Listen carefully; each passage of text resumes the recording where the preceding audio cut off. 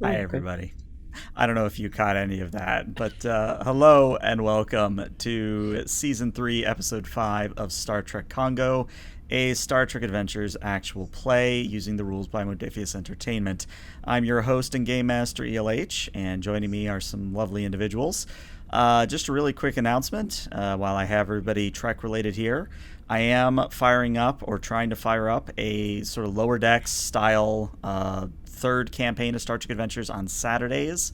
If you're interested in that sort of thing, go ahead and check out my Twitter or on the Discord community server that I run, or on the R Star Trek Adventures subreddit.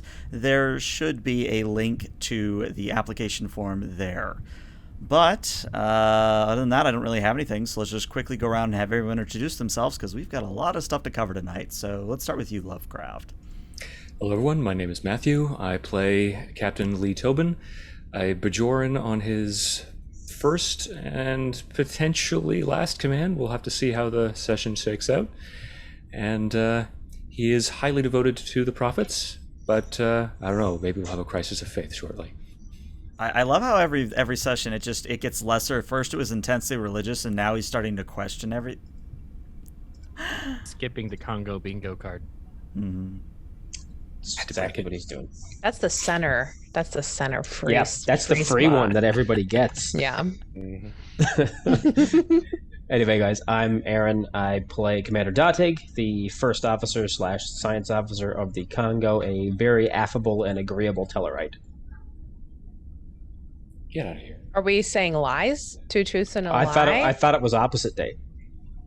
You know, if it is opposite day, it can't be opposite day, because if it's opposite day, it won't be opposite day. In either way, it's Watney's way. Anyway, I'm Wani, and I play Dr. Alel, the chief medical officer of the Congo, the Denobulan. And I'm Dag. I play Congo's resident Exborg Augment. The show today, I don't. We're just gonna do it, and we're gonna talk about it at Chuck Nexus. There you go. And our special guest, disembodied voice of Shizno. Shizno, introduce yourself if you'd be so kind. Hello, I am Shizno, and I'm just a voice right now. There you go. For those who don't know, Shizno was one of my original players way back in the very first Arcadia game and is a moderator in chat, so definitely give him some love.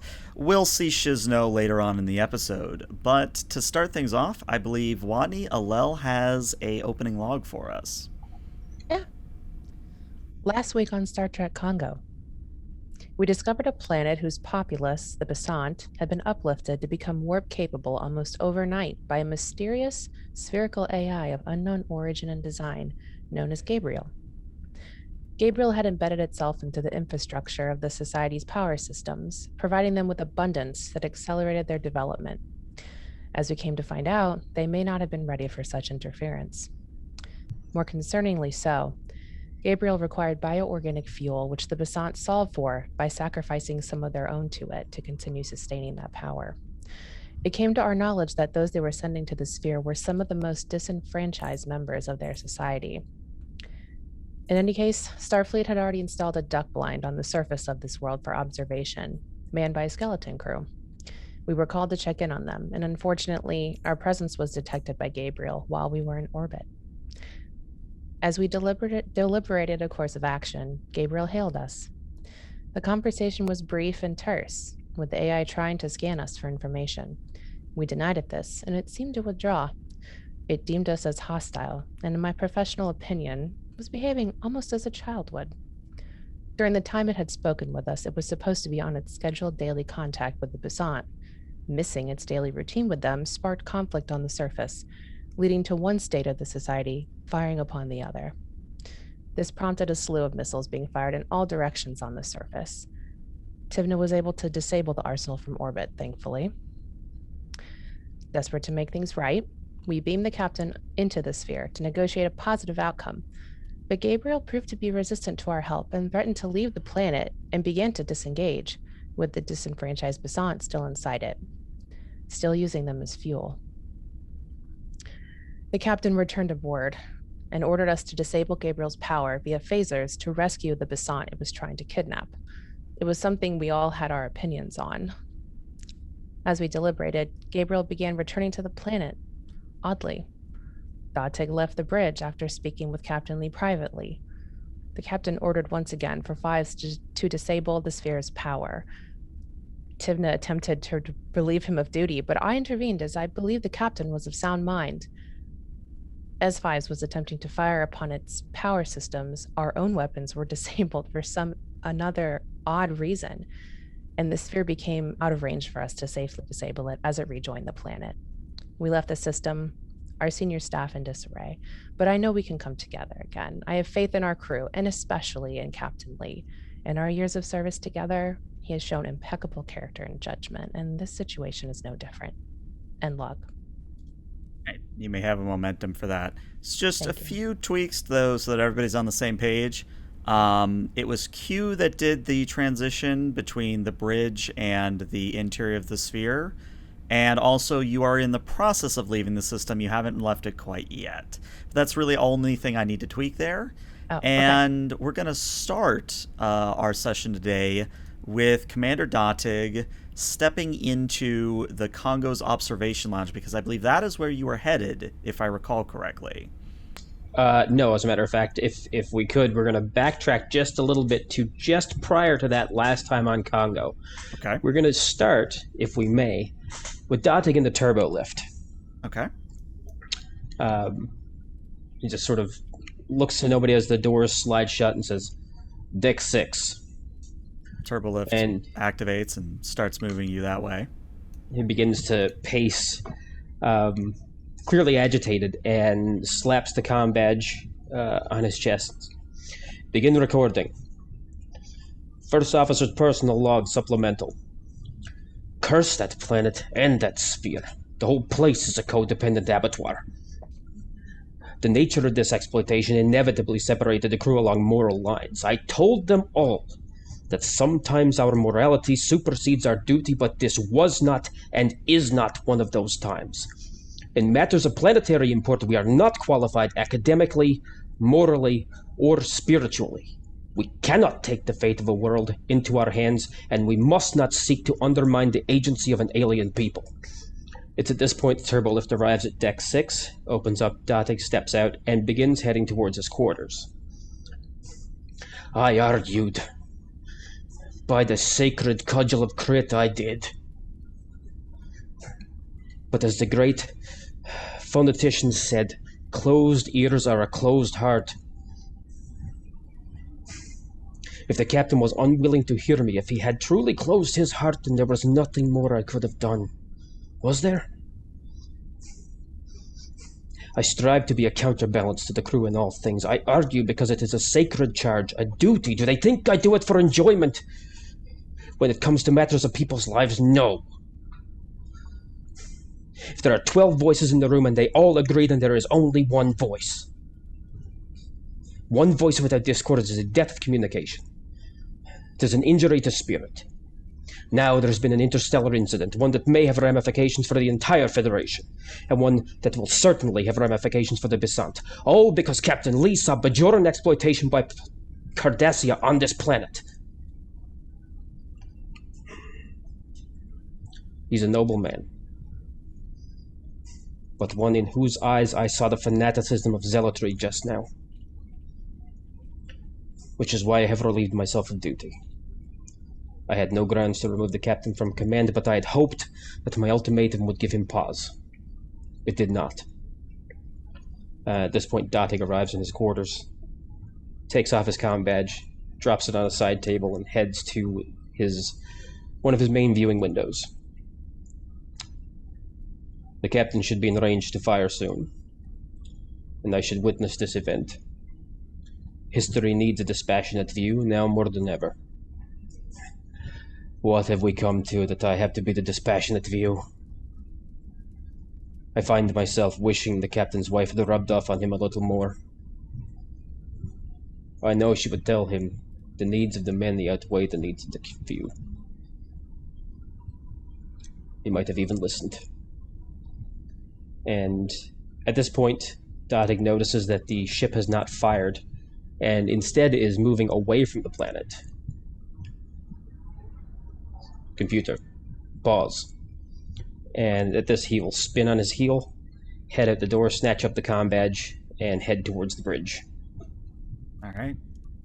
So, we're going to go to, well, sort of the bridge. Actually, no, we have Tivna up next. We're actually going to cut to a different turbolift where a conversation, or perhaps awkward silence, is currently going between Lieutenant Fives and Commander Tivna as Tivna sees herself to the brig, not the bridge, the brig. And I think you get maybe a deck or so down when Tivna finally just says, "Computer, stop turbolift." Turbolift comes to a stop. Why'd you do it, Fives? Why'd I come with you to make sure you went to the brig? No, I mean disabling the weapons. I don't know what you're talking about. You don't have to play coy with me, Lieutenant. I know damn well that there's only 2 people on this ship that could have done what happened, and that's you and me. You're forgetting Captain Lee. Captain Lee doesn't have the engineering expertise to cover their tracks like that. Does it matter? Oh, it definitely matters, because if it comes out and the captain finds out you're the one behind it, that's going to be a problem. That'll be my problem. True. And I don't captain's problem. say I'm not going to tell him. That is your decision to make. However, in the future, since I am technically also the intelligence officer, if you could run such things by me first so that I'm not sort of sitting there with a phaser in my hand wondering if I suddenly have changeling infiltrators aboard. You thought this was due to changeling infiltrators? Listen, it's been a very odd series of events. Worse things have happened.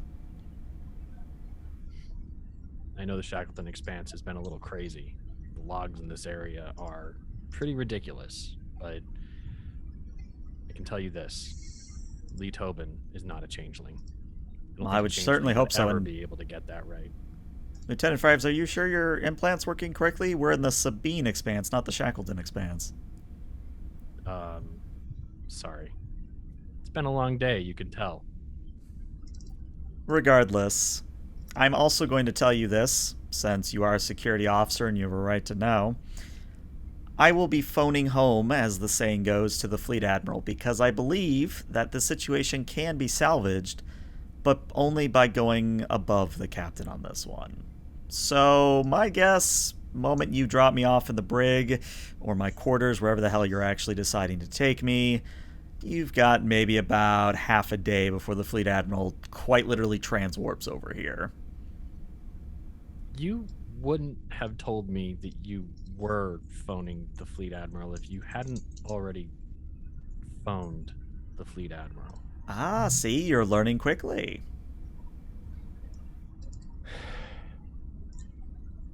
There's no way you were going to be able to make a call from the brig anyway.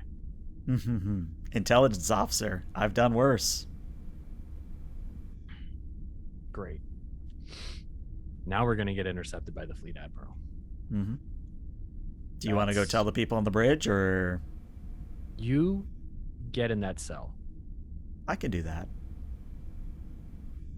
Computer, raise a level 10 force field around the brig and disable all communications going in and out. Authorization 5's Delta 247.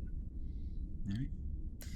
So after we drop Tivna off at the brig and Lieutenant Fives hops back in the turbolift, now is where we go to the bridge, but not just the bridge. We sort of pan over to the ready room door where we see Captain Lee being trailed by Dr. Allel.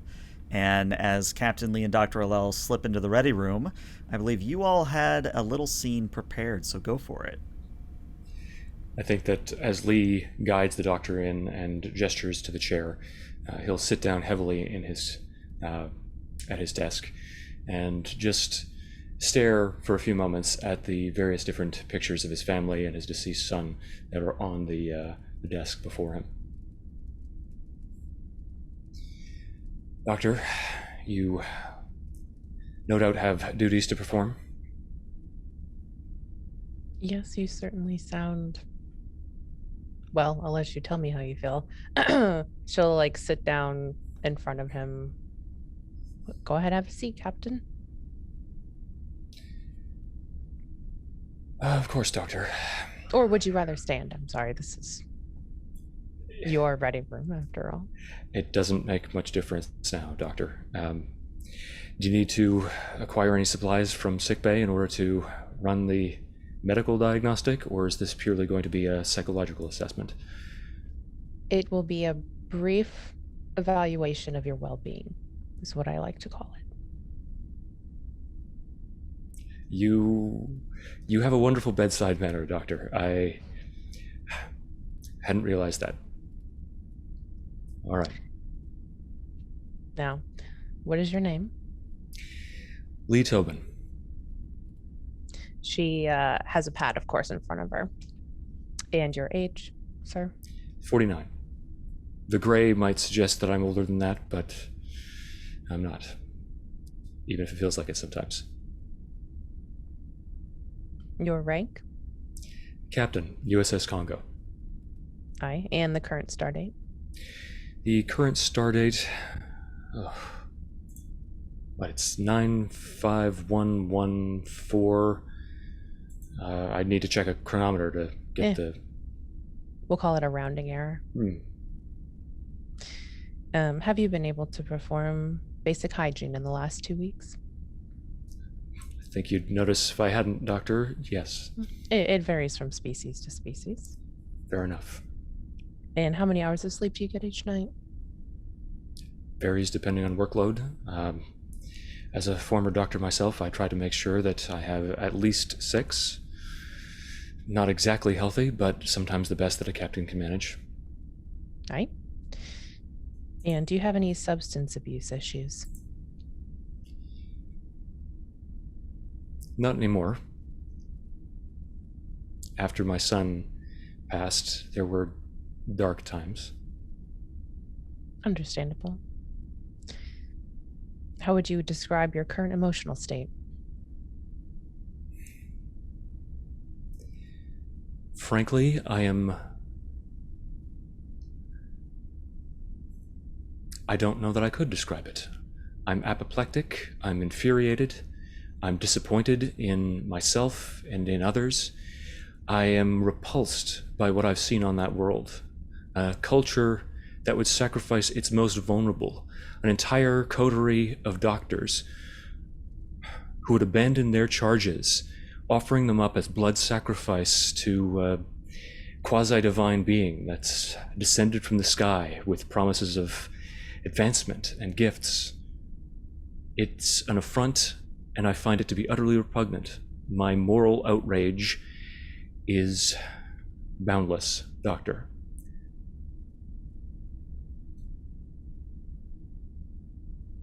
Do you currently feel grounded?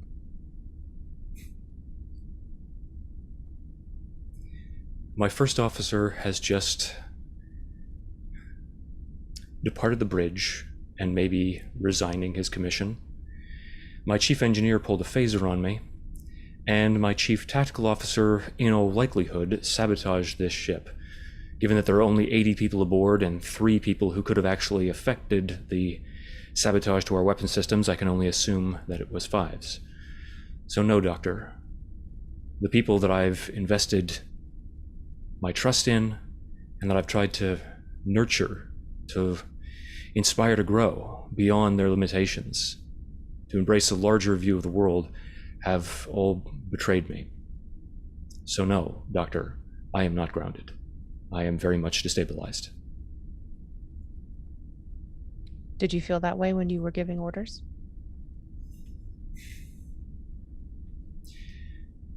As a man, I cannot assert that the emotional experience that I was undergoing did not impact me during those moments. But as a captain, I'm convinced that my decisions were not influenced or compromised by those emotional realities. I am an emotional man. Oftentimes, I'm driven by them. But I'm also a captain. And in recognizing both those facts, I try to hold myself to a higher standard. Well, for what it's worth, sir, I agree with you. And I certainly think that this questionnaire is not meant to persecute you in any way. You have no doubts, as I do, that there is likely to be brass involved at some point in this situation. And so it's simply a preventative measure if it were to come up. Doctor, I fully respect your position, and I regret that my actions have placed you within it. I know that you're doing your duty, and that ultimately your assessment of my mental state and states of all those individuals who've been involved in this incident will be of paramount importance to discovering the truth when these matters are investigated by Starfleet. I don't begrudge you this, quite the opposite. I appreciate your candor, your bedside manner, as I put it, and your commitment to professionalism. I know that this can't be easy for you.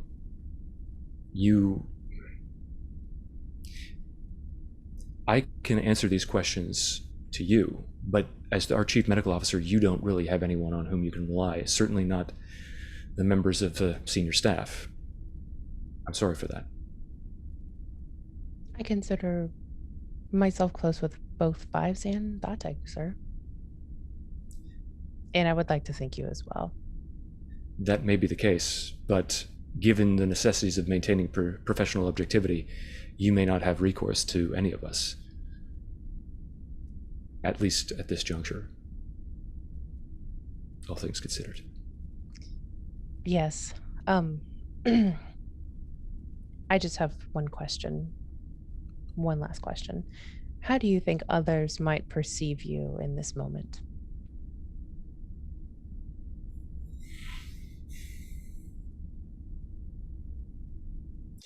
I think that Commander Datig likely believes that I've let my own moral sentiments override my duty as a Starfleet officer. I think that I've lost Five's trust, a trust that I cherish greatly because of our experiences together and the time that we corresponded while he was at the quote-unquote farm. If there's anything that I truly regret, it's the loss of that respect. Because I still believe that I did what was necessary, not just to safeguard the lives of those on board the alien sphere that Gabriel was attempting to abscond with, but also the lives of all the people on the Besant homeworld. Can I ask you a question, Doctor? Yes. Are you familiar with an alien race known as the Hyrolans?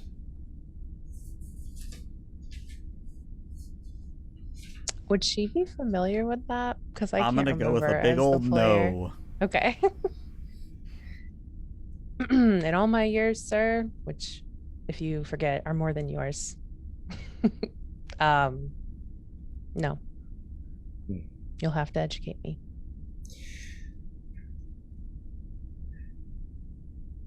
Approximately 20 years ago, on stardate 74799, the medical ship Hope encountered an alien race known as the Hyrolans. They investigated them. We were aware of their existence long before that.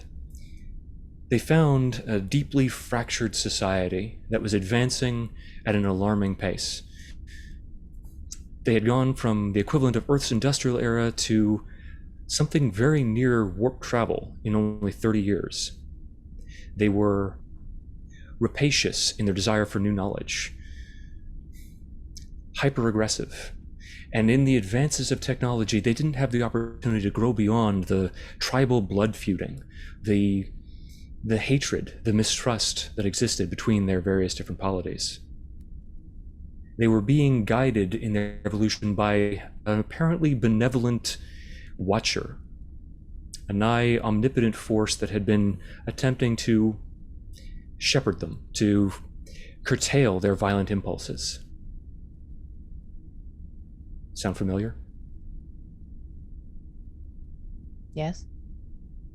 You know what happened to this race, Doctor? Why you have not heard of them? Obviously you don't. It's a rhetorical question. You haven't heard of them because they're all dead. What members of this species weren't obliterated by their guardian when he realized that they couldn't be redeemed were wiped out by Starfleet? General Order 24 was not enacted. The planet was not destroyed. But all the survivors of that world were summarily executed by the captain of the Hope. Based on the similarities between these two situations, I believe that Starfleet may well implement General Order 24 to ensure that the Besant, when they leave their homeworld, do not become a scourge on this galaxy because of their hyper-accelerated evolution in technology, if not in society. I think our failure here has doomed all of them. Well, if we can't stop it, then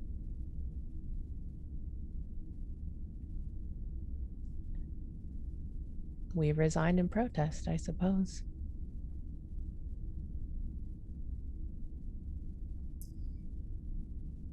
I don't think I'm going to get the opportunity necessarily. We'll see what happens. But if Starfleet were to ever sanction that kind of action, I suppose that would be my only recourse.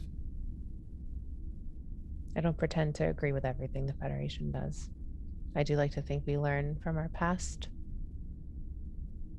History certainly repeats itself, but that doesn't negate the fact that we all have opportunities to grow.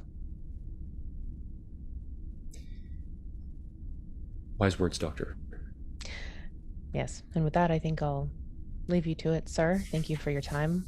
I will send you a copy of my report. And thank you, Doctor, for your candor and your professionalism once again. She will stand, bow slightly, and leave. And I think right as the doors open, we hear Datig shouting something as he walks onto the bridge.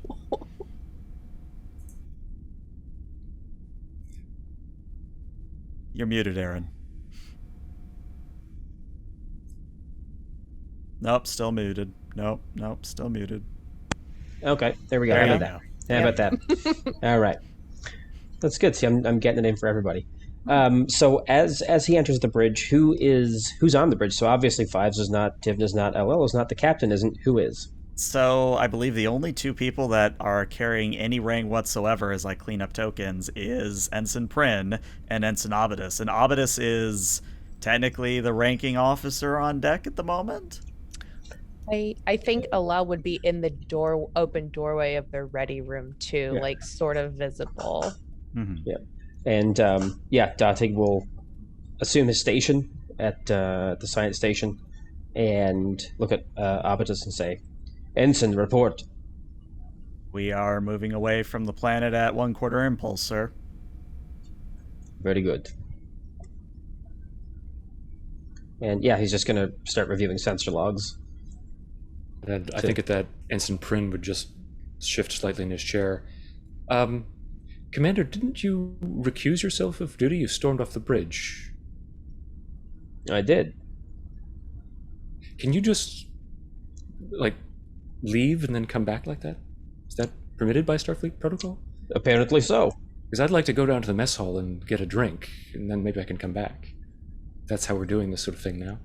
You know, Ensign, normally I would get a little ornery. I would make some snide remark. But for now, I will just tell you how I feel.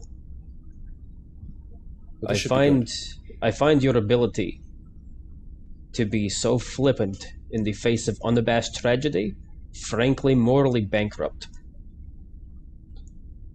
I find your investment in other people's lives to be really rather frustrating, somewhat annoying. It's also quite naive, a little bit adorable. I mean, people are going to die. Everyone's going to die. Does it matter if it's now or 100 years from now? You don't know them. All the people who are going to die on that planet potentially, it won't affect your life at all. If you hadn't passed by this system, you'd never have known. Do you shed tears for the millions, the billions, the trillions of people who die every day across this universe? No.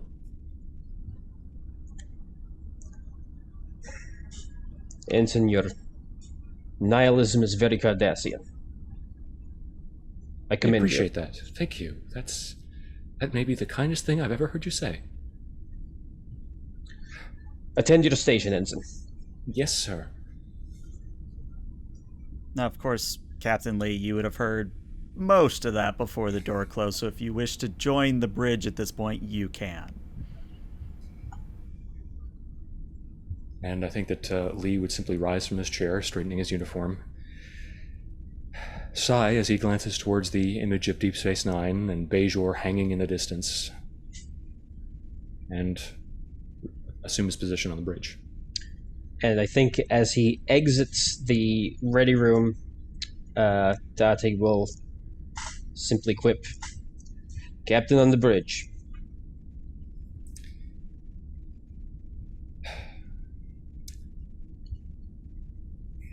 And Lee is literally just pausing, sort of licking his lips in the doorway to his office.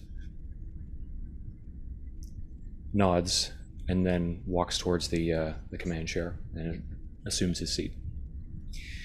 Commander, report. We're exiting the system at 1/4 impulse, sir. You should leave the system's gravity well in approximately 16 minutes. We'll be ready for warp by then. Very good. Have you been able to contact engineering regarding our weapon systems?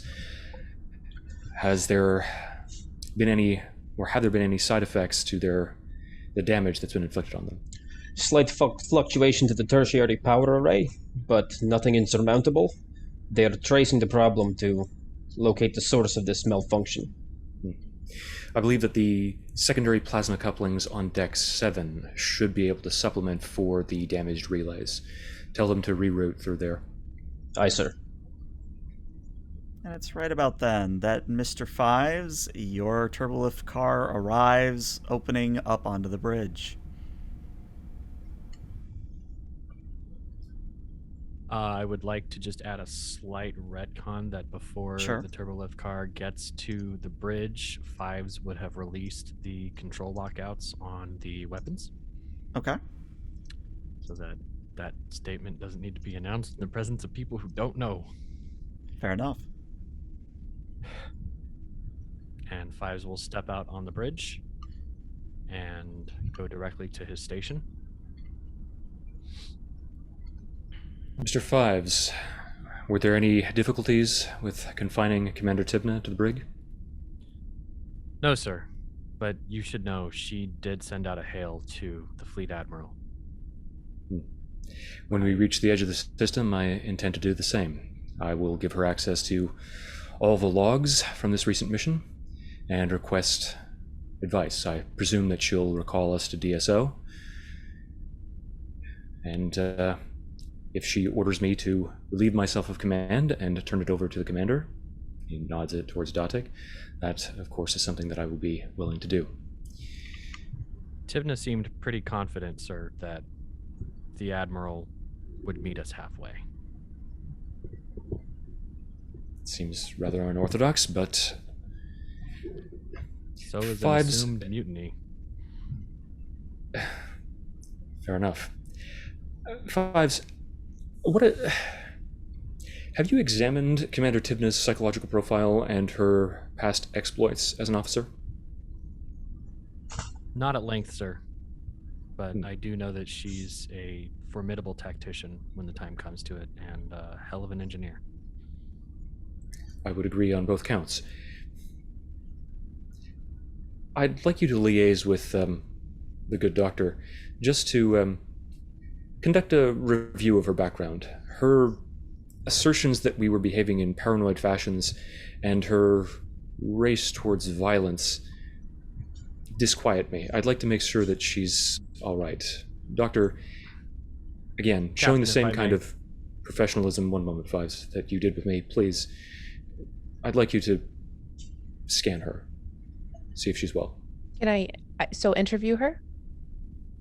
If she's amenable to it, yes. Oh, I'm not sure Tivna likes me a whole lot, but we can keep her professional, sir. I can't imagine that she cares for either of us a great deal, Doctor, at the moment. So, nonetheless, I'm sure that won't stop you from doing your duty. Mr. Go ahead, Doctor. Ella will be very concerned about Fives, and she'll like go across the bridge to like check out his implant. Well, it's funny you and say just that start scanning because him. halfway across the bridge, the link opens, and this time it stays open. You're seeing double. That was unexpected. Hey, it's working. Are you seeing this? It's working. So you can see what I see? Yes. Are you seeing yourself? Yes. Are you seeing you? Yes. I don't like that. Hold on. Let me see if I can disengage the link. Oh, sir, our link that I mentioned to you, I did mention it to you, right? I believe it was on a theoretical basis. Yes. So there turns out when Fives was disassimilated, Federation tech was installed in his implant as well to provide a backdoor should we need to take control. And so I was able to use that backdoor and link my new optical implant from the crash to his. And now I thought it could be useful if we were on a mission per se and we needed to get visibility on a away mission that was a away party that was split, or could be useful for things other than shenanigans and things like that. I'm sure that your shenanigans would only be employed with the best of intentions, Doctor, even if you engaged in them.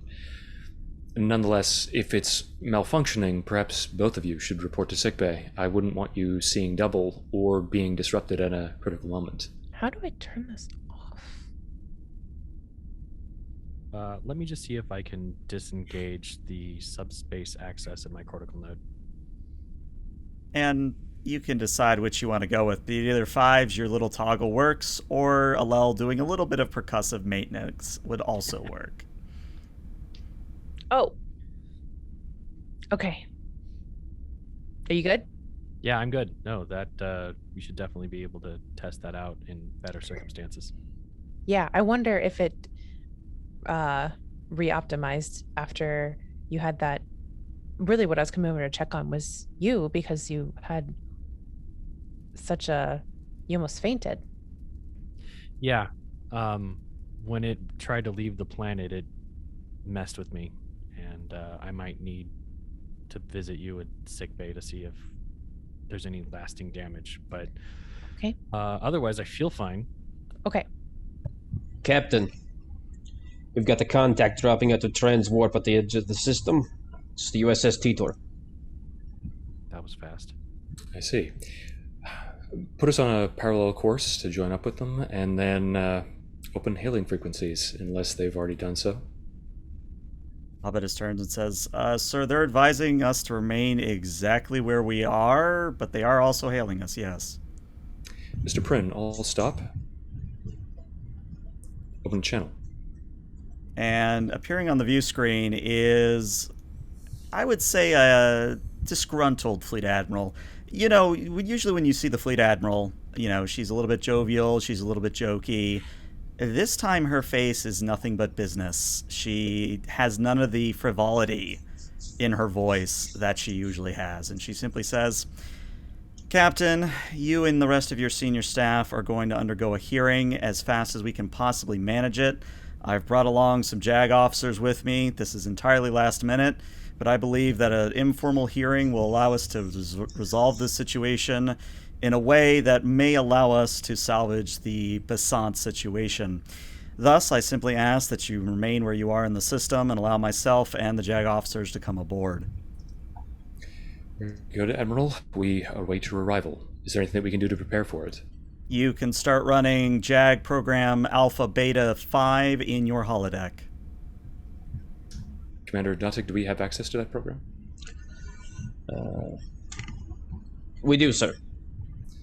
Very good. Then activate it. Admiral, when should we expect your arrival? Momentarily. I will see you momentarily then. Admiral out. View Captain screen Leah. cuts off.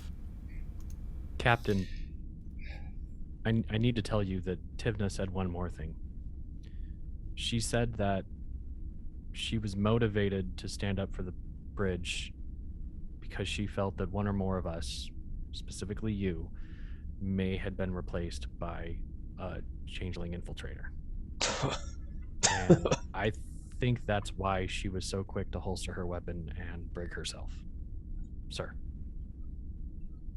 Did she give an indication as to why she might believe that changelings would be on board this ship? We're almost 50 years past the Dominion War. I didn't give her time to voice that opinion, sir. I put her in the brig, locked out communications, and put a level 10 force field around it. Doctor, well will be occupied in the trial that will be taking place. As unorthodox as it is, I'd like you to arrange blood screenings with your medical team. And Fives, is there anything that we can do to scan the ship for potential changeling infiltrators? If the intelligence officer was possessed of information that we lacked, perhaps we should act on it, at least cautiously. Yes, sir. Captain, I have an additional suggestion, if you'd like to hear it. Please, Commander. I believe with the link that Dr. O'Lell and Lieutenant Fives have, we can rule both of them out as changeling infiltrators. I would suggest that Lieutenant Fives assist the Doctor in a professional capacity with this, as he is Chief of Security. Precisely why I asked him to run the scans, Doctor. We're aligned, at least in this respect. I appreciate that. Very good. However, I believe that all four of us will be occupied very shortly. Doctor? I would like to take blood screenings of the entire crew on this bridge currently, now, prior to involving the rest of the crew. That would be prudent, Doctor. Go Okay, ahead. so she would go around and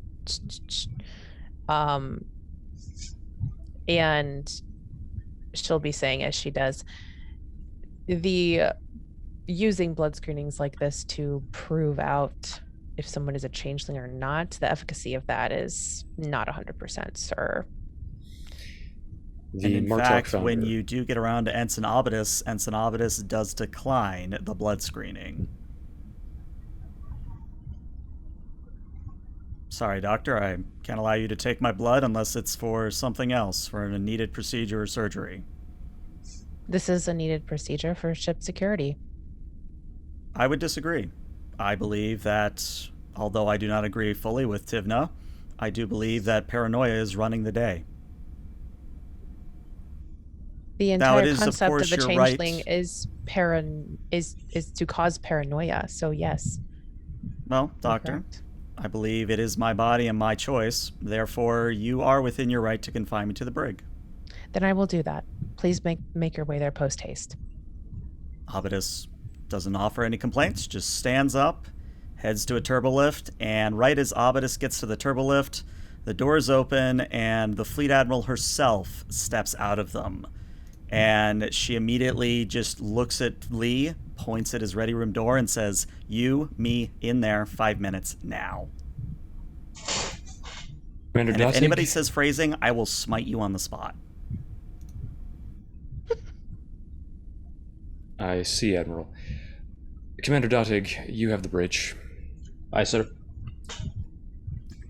Dr. And- O'Lell, Yes, sir. if anyone else refuses a blood screening, I don't believe it will be necessary to confine them to quarters. That is, of course, your judgment as Chief Medical Officer, but I too believe that Tibna's concerns are ungrounded and unwarranted, particularly given the political situation between the Federation and Dominion at this time. It is quite hard to prove a negative, sir. You're right. But I think it's best to be as careful as we can when it comes to this sort of thing. Quarters will be fine. Agreed. Maybe not the brig. Fives will need security to escort the ensign. Understood. And then Lee would depart for his office. Now we step into the ready room, and the doctor, or the fleet admiral, wastes no time in going behind the desk to the big chair, points at the chair and says, "Captain, sit." And Lee does. Admiral, may I make a point? Go for it. Demonstrating your authority in this situation and attempting to destabilize me by taking my chair is a really rather juvenile approach. Now see, that is precisely why I have chosen this approach. Because my good friend in the JAG office has already gotten a copy of all of your logs. In fact, the only thing we're really missing up to this point would be the last, he tells me 15-30 minutes. Which means that there's a running theme here of you acting as if everyone you don't disagree, or everyone you don't agree with, is a child, or that anyone exerting their authority that you don't like is also juvenile. Now, do you see where that puts me in terms of, how this looks? Not only do I get a code red from one of my intelligence officers in the Sabine Expanse, an officer that has served with distinction over her career of over 80 years. Not only that, but she does it in a way that not only highlights the fact that I need to come out personally, but now everybody else knows that there's a problem here at the Basant homeworld. So that's my day. I just woke up. How are you doing, Captain? Not particularly well, and... Well, good, because you know what? I think you brought this on yourself, but that's not my call to make. So let me be very clear here on what's going to happen. We are going to have a hearing, not a trial, not a deposition, a hearing. This hearing will be very simple. The JAG officer in charge will ask every single one of your senior staff questions. You are to answer fully and truthfully. And after that hearing takes place, it is the JAG officer's call. Well, technically, ultimately mine, but it will be the JAG officer's recommendation whether to proceed with a full trial or not. While that's happening, I will have my other staff seeing what they can do about the Basant situation. So in a way, I might be taking this one from you, but again, I'm not very amused right now. I will, of course, cooperate fully with any investigation that you intend to launch. However, I will say that your observation regarding my perspective on others being juvenile does not accord with my perception of recent events. In fact, this is the first time I've accused anyone who has questioned my decisions or who has acted in a way in which with which I disagree of being juvenile at all. Save it for the hearing, Captain. Anyway, you can have your ready room back. I have to go make sure that my JAG officer is getting everything he needs. And at that, Ignitrix doesn't even wait. She just sort of moves out of your office and leaves you in your chair on the wrong side of the desk as you kind of look over maybe at that picture of Deep Space Nine and Bajor. And I'm going to say that there's never really been a picture of the wormhole. The wormhole's there now. It wasn't there before. No. Lee would get up and examine it. And it's the strangest thing, Captain Lee. One moment you're looking at a wormhole, the next you blink, the wormhole is gone. No. And Lee would then take out a tricorder, scan it, and then scan himself. Both check out perfectly fine. You tap his comm badge.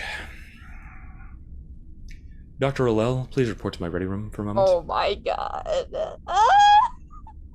So I imagine Alal wanders in. Yes, she would wander. She would definitely wander in. Certainly. She's wandering in right now.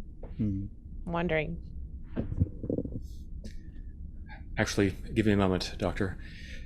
We tap his comm badge again. Commander Datig, please also report to my ready room. On my way.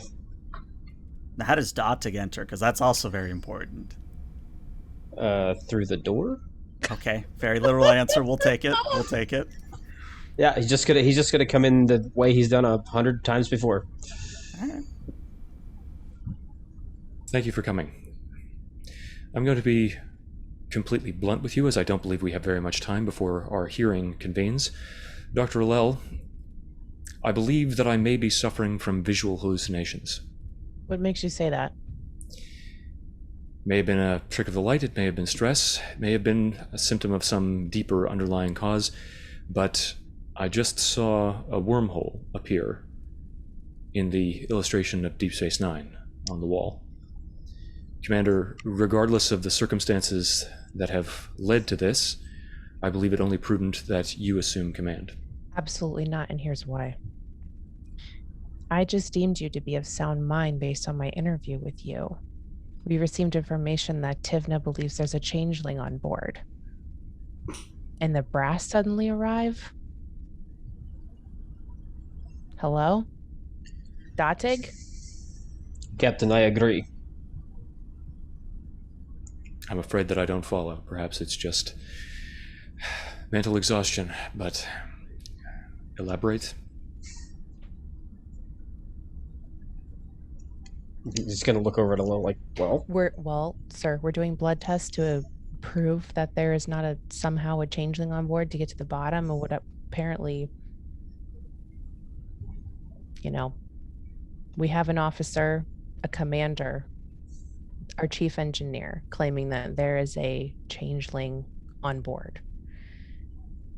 You suddenly have an odd experience when new people arrive. I'm not buying it. Something's going on here, and I did just deem you of sound mind as well. I don't think that this is something manifesting as a psychosis. That may be the case, Doctor, but your analysis was purely psychological. There may be some kind of underlying physiological condition that's causing a hallucination without any ancillary mental effects. Did you get 6 hours of sleep last night as usual? Yes. So it's not sleep deprivation, which is like the root cause of most hallucinations. People overworking themselves on starships. Of course, sir, I will do as you command, but I can't not state what I'm seeing here. I appreciate that, Doctor. And Commander Datig? To be blunt, sir, whatever differences we may have, the fact that you're aware enough to consider the possibility that you may be suffering from some sort of psychological or neurological malaise condition tells me all I need to know. Nonetheless, I think that this should be noted in our logs and reported to the Fleet Admiral and the JAG officer in charge of the investigation. And I am putting you in command. Very good, sir. I relieve you. I stand relieved.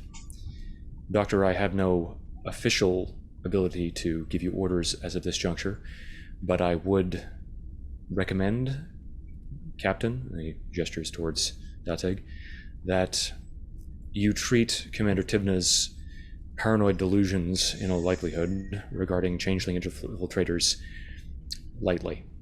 I don't think there's anything here that's transpiring beyond the surface. I have no intention of hauling anyone before the drumhead, sir. Horrifying practice, that, although I think we may be facing that right now. Perhaps.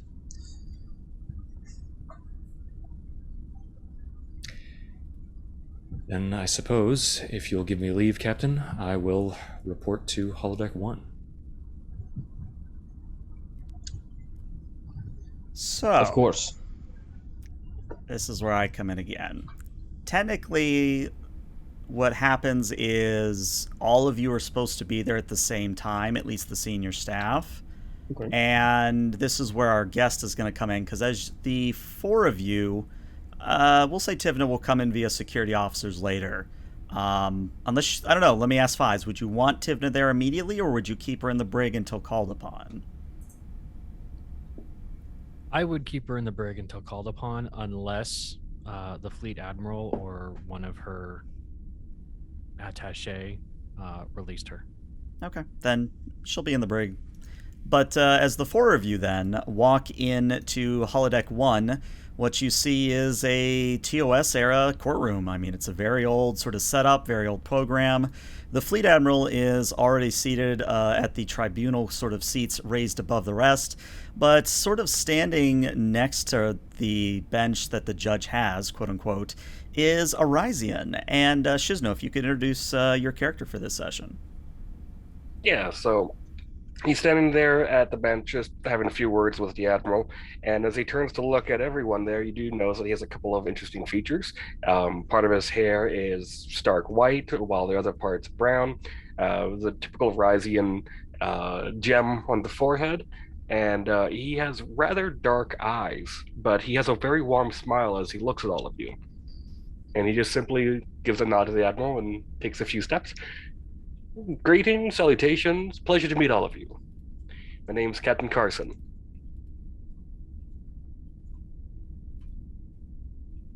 Captain. Commander Datik. Pronouncing that right? Yes.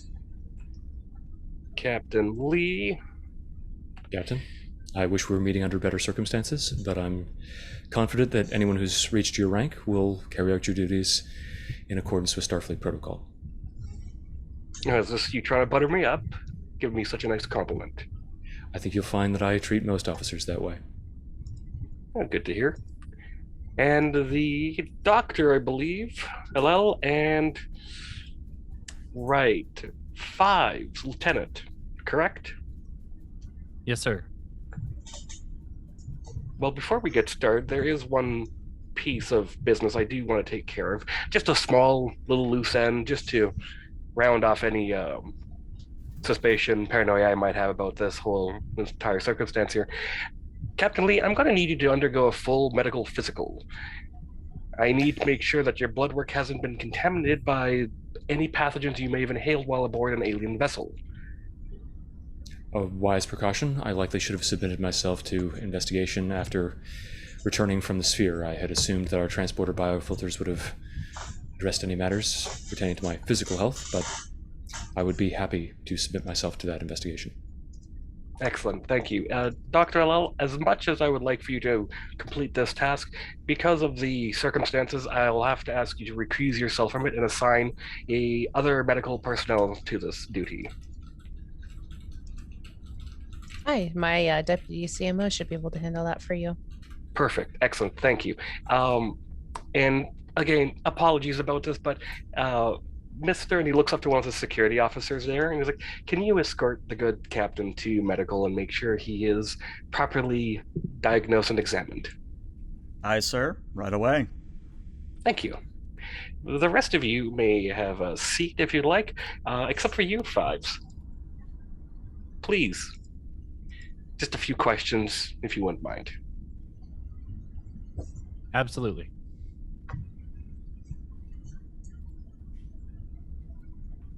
And Fives will take the stand. Or the seat. Can you please state your name, role, and your position aboard the vessel? My name is Paul Fives Tate. I go by Fives as it's a nickname from my old Borg designation.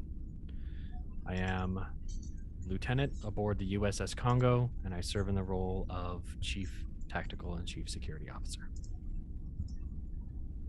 Chief Tactical, Chief Security. Yes, sir. So during an engagement, you're responsible for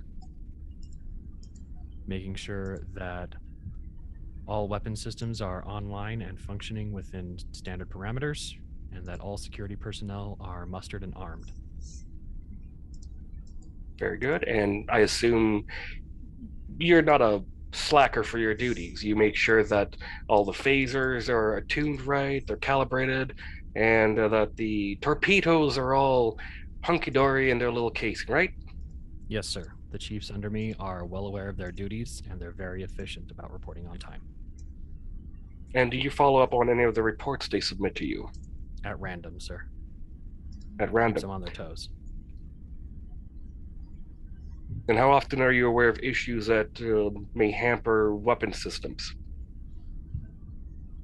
Before the event that occurred earlier today, there haven't been any issues reported. And as he's talking with you, you see his smile just slowly fade away and his tone getting a little more heavier. He's like, right, so today was an exception in all the hard work that you do with those underneath you. Yes, sir, that is correct. And how would you describe the situation that prevented the weapon systems from firing when given an order?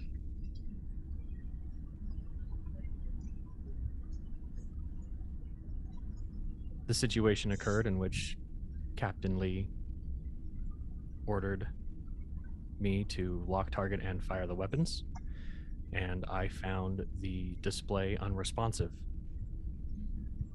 It happened just around the same time as Commander Tivna began to point a weapon at the captain. Do you think those two events are connected? I cannot say for sure what actions or thoughts Commander Tivna may have been responding to, but those are the actions that as I witnessed them, sir. So I have a question for you. It's a little bit more personal, but do you believe yourself to be competent at your job?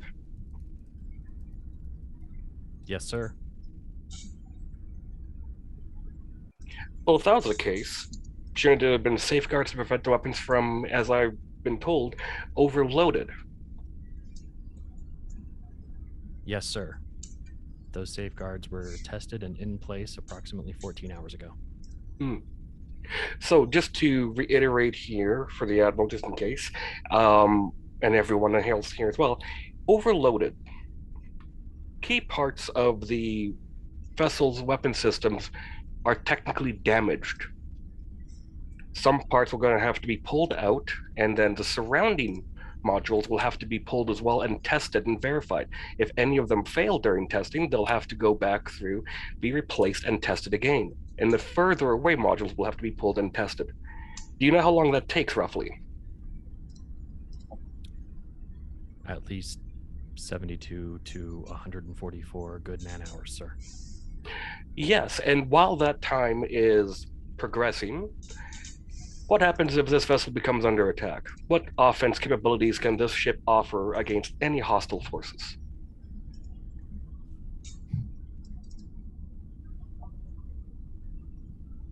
Offensive capabilities would need to be creative, but the conventional weapons would not be available. And as according to my list here, all weapons, so phaser cannons, phaser array, torpedoes, photon, and torpedoes quantum, micro. Yes, sir. Now, just for the phaser array alone, 142 hours at most. For the projectile weapons, they're also going to have to inspect and examine each and every housing that is currently loaded to make sure that it'll detonate correctly upon impact. Not prior, not after. And make sure its guidance system is actually accurate as well. Because again, overloaded. How do you account for such a massive flaw in your security that would leave this vessel, the crew, at the mercy of any threat potentially big enough to devastate your shields? Especially an unknown threat on this planet. I cannot account for that, sir. Is there anything you want to say about this issue? I don't believe I have anything further to add that I've not already said. Very well. Computer, please load up timestamp of bridge. Let's put it as, I believe I marked it as altercation alpha 1. 13 minutes into play. Of course, the view screen in the courtroom does activate, and what do they see, Shizno? Let's go to camera Delta on security station, please. Thank you. And on there, it is fives touching the computer panel there and initiating the overload. Are you aware that the vessels that Starfleet has in service, especially after, I believe, the Enterprise D, all record audio, visual, and even biometric readings? Yes, sir. I am aware of this. Then do you have an explanation for what I'm seeing here? Yes, sir, I do.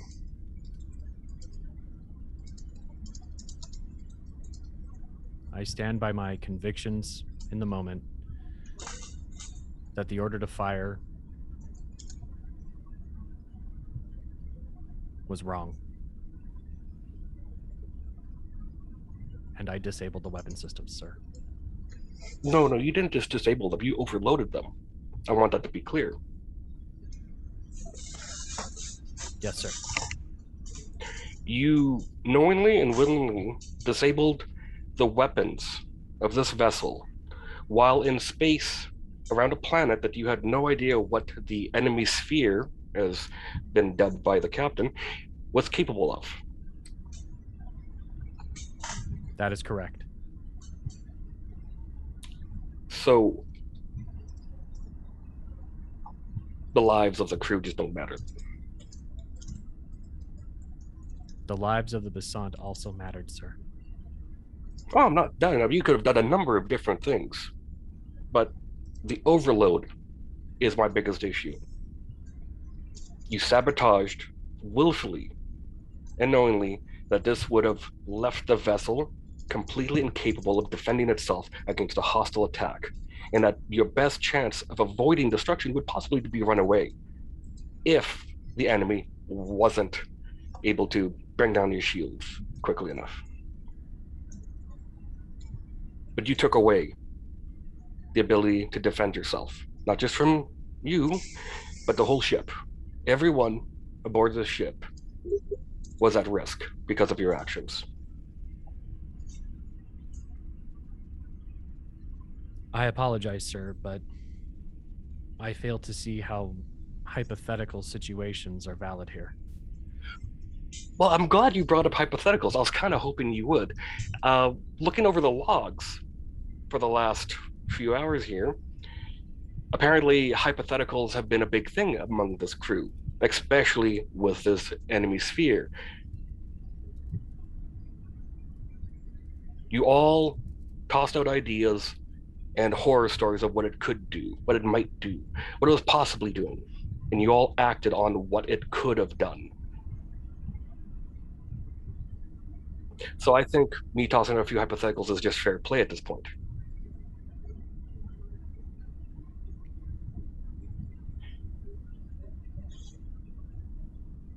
And Fives will nod to acknowledge the remark. But not only that, you also issued a message to the people of the planet. Computer timestamp 7 minutes and 38 seconds. Camera Epsilon. And it's the moment when he's messaging the people to muster their forces. He's like, did the universal translator fail at you on this moment here for you? No, Did sir. you mean? Sorry, could you say that a little louder? No, sir. No, It was sir. a slip of the tongue. I did not mean to generate global warfare.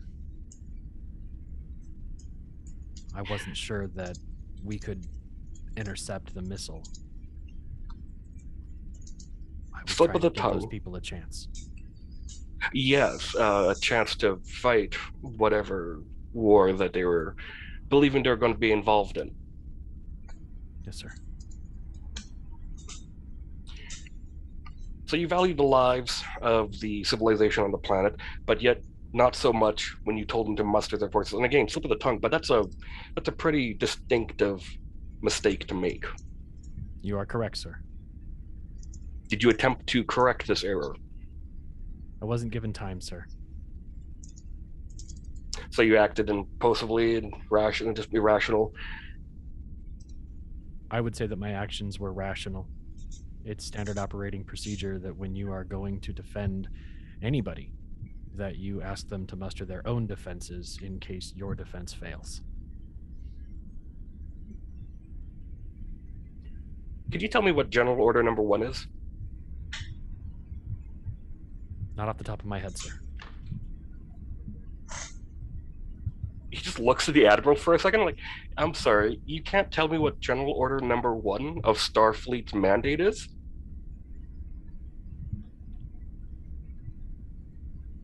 I think out of character he needs to look it up so he has the Yeah, right I know. wording. I think that's I just what like it the is. pause. The I love the pause. General Order 1 states that no starship may interfere with the normal development of any life or society. Okay, so you had to think a moment to get that out. What about Suborder 25, paragraph 9?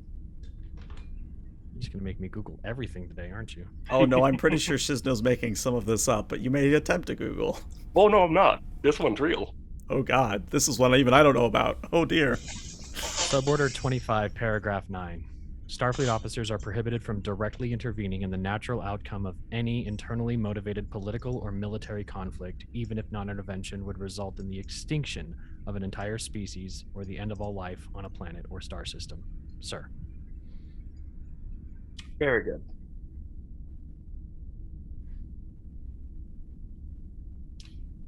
Well, right now this is just more or less of a hearing of trying to get a sense of what all happened. I am asking these questions because I'm waiting for the captain to come back, but you were the next one I had on my list here. I don't have anything for you right now, but I want you to think of every crew member aboard of the ship just for a little bit. Again, weapons overloaded in a potentially hostile territory. You may have a seat. And it's right about then that as Fives, as you step down, that the captain is led back in, and the security officer sees Captain Lee to his seat, then walks over to you, Captain, and hands you a data pad, and it is a clean bill of health, no abnormalities, no spores, no diseases, nothing. He is in tip-top physical shape. Well, Captain, I had hoped that something was influencing you. There was an outside source, but it's been confirmed that you are in perfect health. Am I meant to testify now? If so, I can respond to that, even though it's not a question. Oh, this is just before you have a nice seat. I see. Then, if I may, Captain, although it doesn't appear on the medical readouts that you've been handed, I did report to the investigating physician that before appearing for this hearing, I experienced what may have been a visual hallucination in my ready room. I have yet to be able to check the visual logs of my ready room in order to ascertain whether the small alteration to a work of art that I believe that I saw was genuine or merely a projection of my own mind. I believe that could be done quite quickly. Just looked at the Admiral for a second. She nods. Very well. In the meantime, we'll have the T-Tor do a scan of the area as well. See if anything is out of place. Admiral, if you'd be so kind. Already done. There is the concern, though, that you were visited by a Q, and they are known to pop in, mess around, do childish things. May I respond, Captain? Certainly, you're not on the chair yet. Although the Q's appearance was somewhat unexpected, I've often found that this Q, and in my study of other such beings that have visited the Enterprise and Deep Space Nine, oftentimes are provocative and attempt to impart certain lessons. Bloody though they may be, our encounter with the Borg may have saved us during the Dominion War. I am somewhat more generous towards the Q and their motivations than most. I don't believe that this Q had ill intentions. Very well. Even if she is really rather frustrating. Typically, Q interaction is frustrating from the reports.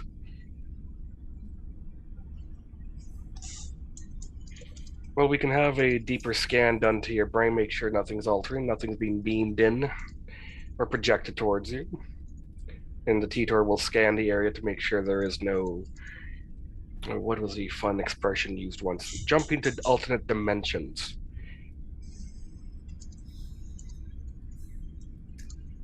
Oddly enough, for a Starfleet officer, I've never actually experienced that. Only time travel.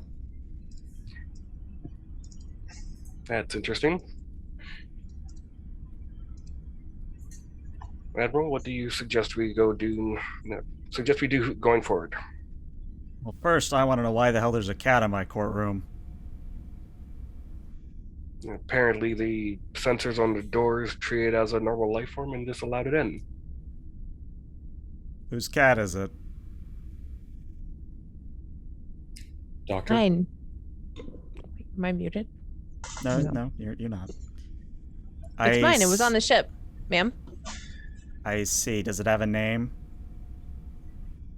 Up for debate. What are you We've been calling calling it it currently? We're calling it Spot, but I've been informed that's not what you call every cat. And Ignitrix just sort of stares the cat stares back. Ignitrix sort of snaps her fingers, and the cat, seemingly on command, hops up onto the judge's bench and just sort of lays next to the bell. Right, now that we've handled that problem, are you actually going to depose Captain Lee at this point, Captain, or do we need to move things along? Remember, time is crucial here. Very well. Captain, please have a seat. Of course. And Lee will assume the chair.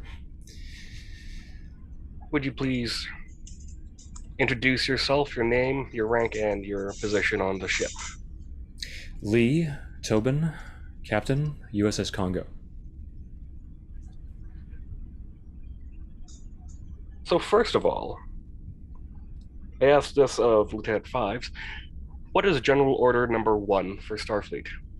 General Order Number 1, in both letter and spirit, advocates against, and in fact explicitly prohibits, any interference with the natural development of a civilization. And are you aware of Suborder 25, Paragraph 9? I am. It stipulates that this policy of non-intervention, and in fact the mandate for non-intervention, is in place even in the event of catastrophic natural disaster, war, or illness. Well, first let's focus on those two.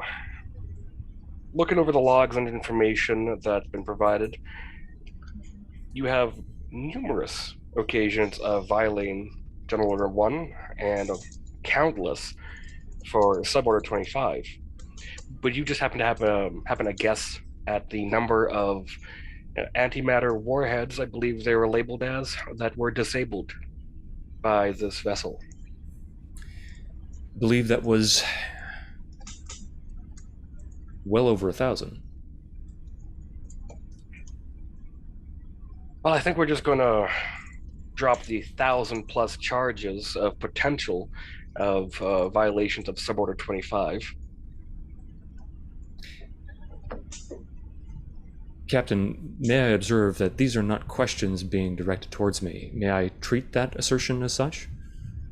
Yes, I'm simply starting to establish what will be the foundation of my future questions here. Trying to get your input, making sure I'm understanding your side of things as best as I can. Then, if I may respond to the very basis of your accusations, or, pardon me, I misspoke, the case that you're developing and the quest for truth that you've embarked upon here, I don't believe that any of those instances are actual violations of the Prime Directive. The reason being that the Prime Directive, in both spirit and in letter, prohibits interference in the natural development of a culture. As we found, our inadvertent disruption due to the fact that Gabriel, this artificial intelligence, reached out to us and contacted us, resulted in the conflict that we observed. In disrupting the path of these missiles, in interjecting, we were correcting an initial violation, unwitting though it was, of the Prime Directive's spirit. Not because we intervened in this civilization's development, but because a third party, as a result of our presence, disrupted it. I would say that disrupting those missiles was in fact a way of adhering to the Prime Directive, in my professional judgment. Interesting way to look at it. Those missiles never would have been fired had Gabriel not contacted us. We were inadvertently and tangentially responsible for that possible conflict. It was incumbent upon us in the spirit of the Prime Directive to intervene. So the Prime Directive to you only applies as long as a world has no contact with any alien life form.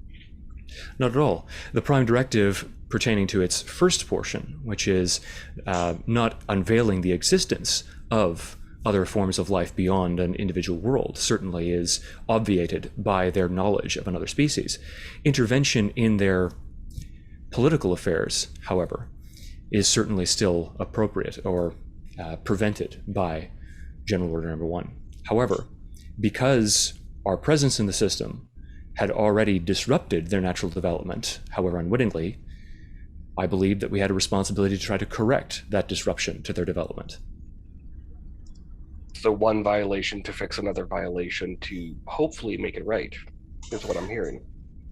No, I'm hearing, or I'm saying, I should say, that the Prime Directive in the past has oftentimes been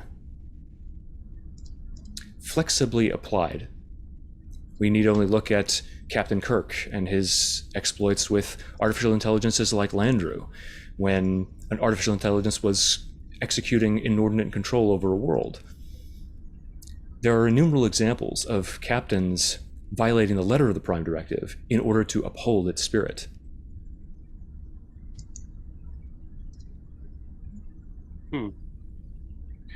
And then what about the revealing of Starfleet's existence by flying into atmosphere and grabbing a missile? The revelation of Starfleet's existence was, in fact, obviated by the species' knowledge of another race. That was no longer a violation of the first component of the Prime Directive. The Prime Directive, initially, or the first component of it, is merely designed to ensure that a race that is unaware of extraterrestrial life does not become aware of it through Starfleet action.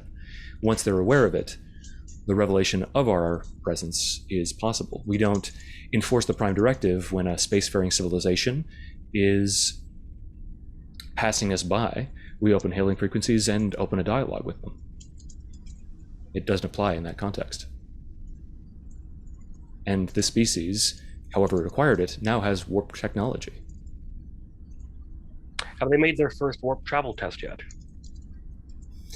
They are constructing a Warp 5 vessel. They would never be able to do that unless they had already effected some kind of limited warp tests. Well, the great thing is we have I believe it's called a duck blind on the planet. Have they reported them doing a successful manned piloted warp travel test? I don't believe that the Prime Directive mandates that manned and piloted warp travel is a necessity. Merely the possession of the technology required to effect warp travel. I'm merely curious if they've possessed. even attempted it, more or less. They've been given technologies that you say that they fully don't understand. But have they done anything aside from making, well, pop rockets essentially? Captain, they have warp technology. That's not up for dispute. And I think that is the fundamental issue with respect to the first component of the Prime Directive. There is still the issue of paragraph 9.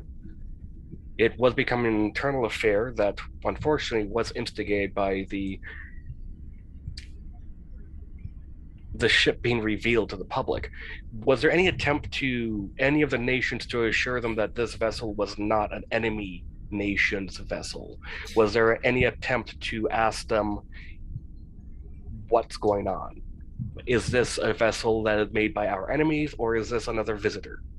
Yes, I ordered Chief Fives to contact the world when we intercepted the first missile and to inform them that we were a neutral party from beyond their world and that the initial attack was precipitated by a miscommunication between the sphere and us. As far as my records show, only one nation was contacted, and which, from my understanding of the events, is what led to the other nations opening fire. I did order Lieutenant Fives, to contact the nation that was being targeted as well. So both polities involved in the conflict were made aware of the situation. I have no information here of them responding or even accepting your hail.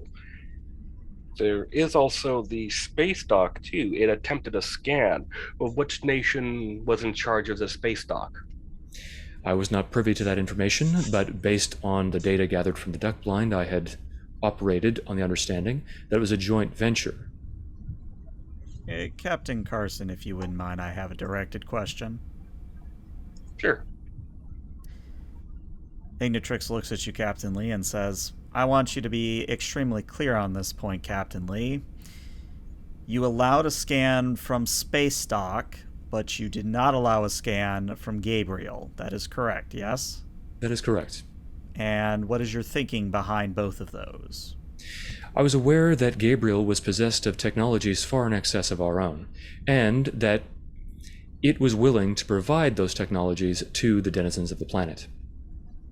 Because I was unaware of what it could glean of our systems, I feared that it might take any information that it gained about our operations and our technologies and then disseminate them to the Besant, inadvertently violating the Prime Directive. Because we had clear sensor scans of the Besant's orbital facility and their capabilities, I was not concerned about a potential violation of the Prime Directive in that regard. In other words, quite simply, Gabriel might have passed on our technology or anything it observed about us to the population, violating the Prime Directive, but the Besant were not possessed of that possible ability. Captain Carson, a moment, please. And she kind of motions for Carson to approach the bench. And it is at this point that as I message Shizno, I want to see what Datig, Alel, and Fives are doing as all this is happening. So I like to imagine as this sidebar at the judges panel is happening, you guys are like whispering back and forth, and I just want to hear a little bit of that.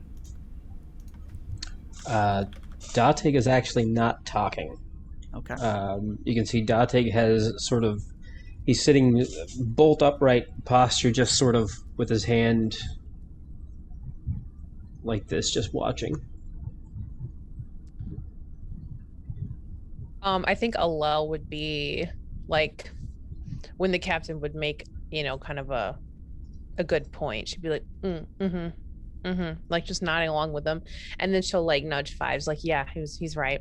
And then I think she would also like so Fives is still like sitting with them after his disposition. Yeah, I think Fives like may have sat down, like holding his head in his hand, but as soon as the captain re-entered, he would be putting on the face because he realized that he made an admission and the captain was not there for it. So the captain still doesn't know.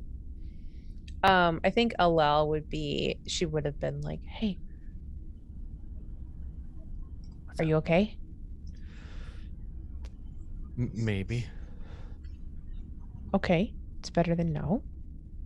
I mean, they didn't lead me away in irons. Well, it's not over yet, so... Yeah. Might be sharing a cell with Tipna.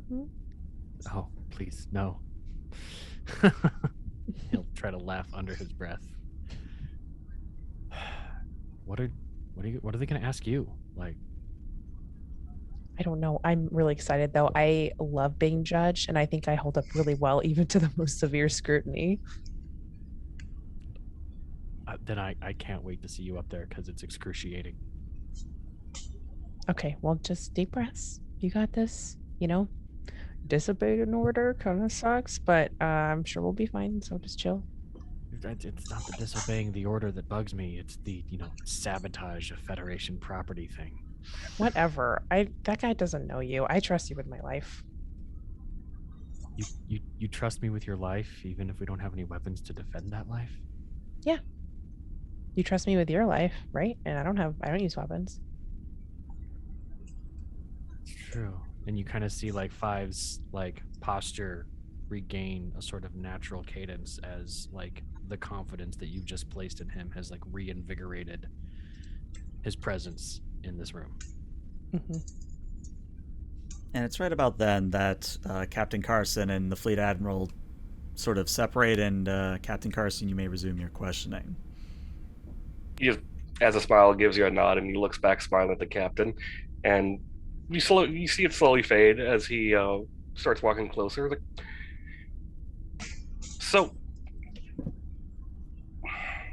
this is just an interesting event of things. Normally, when I get pulled out, it's a simple case of someone pulling a phaser on a captain or a commanding officer, and them not checking to see if it was set right. This one's an interesting one. It's definitely different.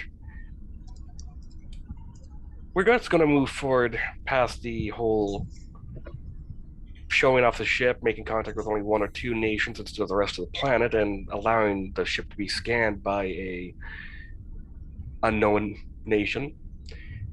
We're going to talk about the sphere a little bit.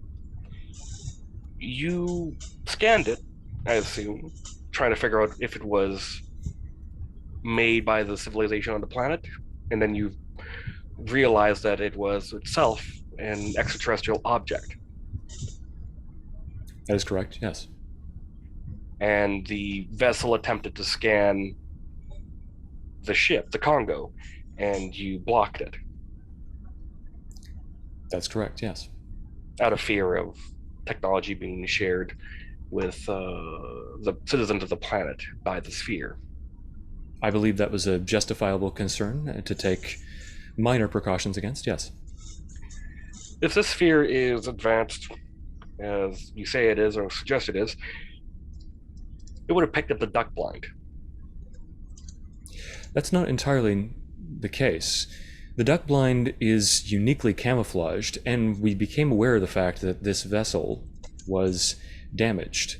It was necessary for it to draw power from the planet. I surmised from that fact that it was not operating at full capacity. I wasn't aware of its capabilities at the time, and I felt that prudence was best. After all, right before our initial encounter with the sphere, I asked my security chief to both approach the planet from behind the moon and to effect a polarization of the hull to try to deflect sensor scans. I didn't want any violations of the Prime Directive if I could avoid it. I didn't want to disclose our presence to the planet. At least he had good intentions going in of trying to keep the Prime Directive not violated. Is that a question or a snide comment, Captain?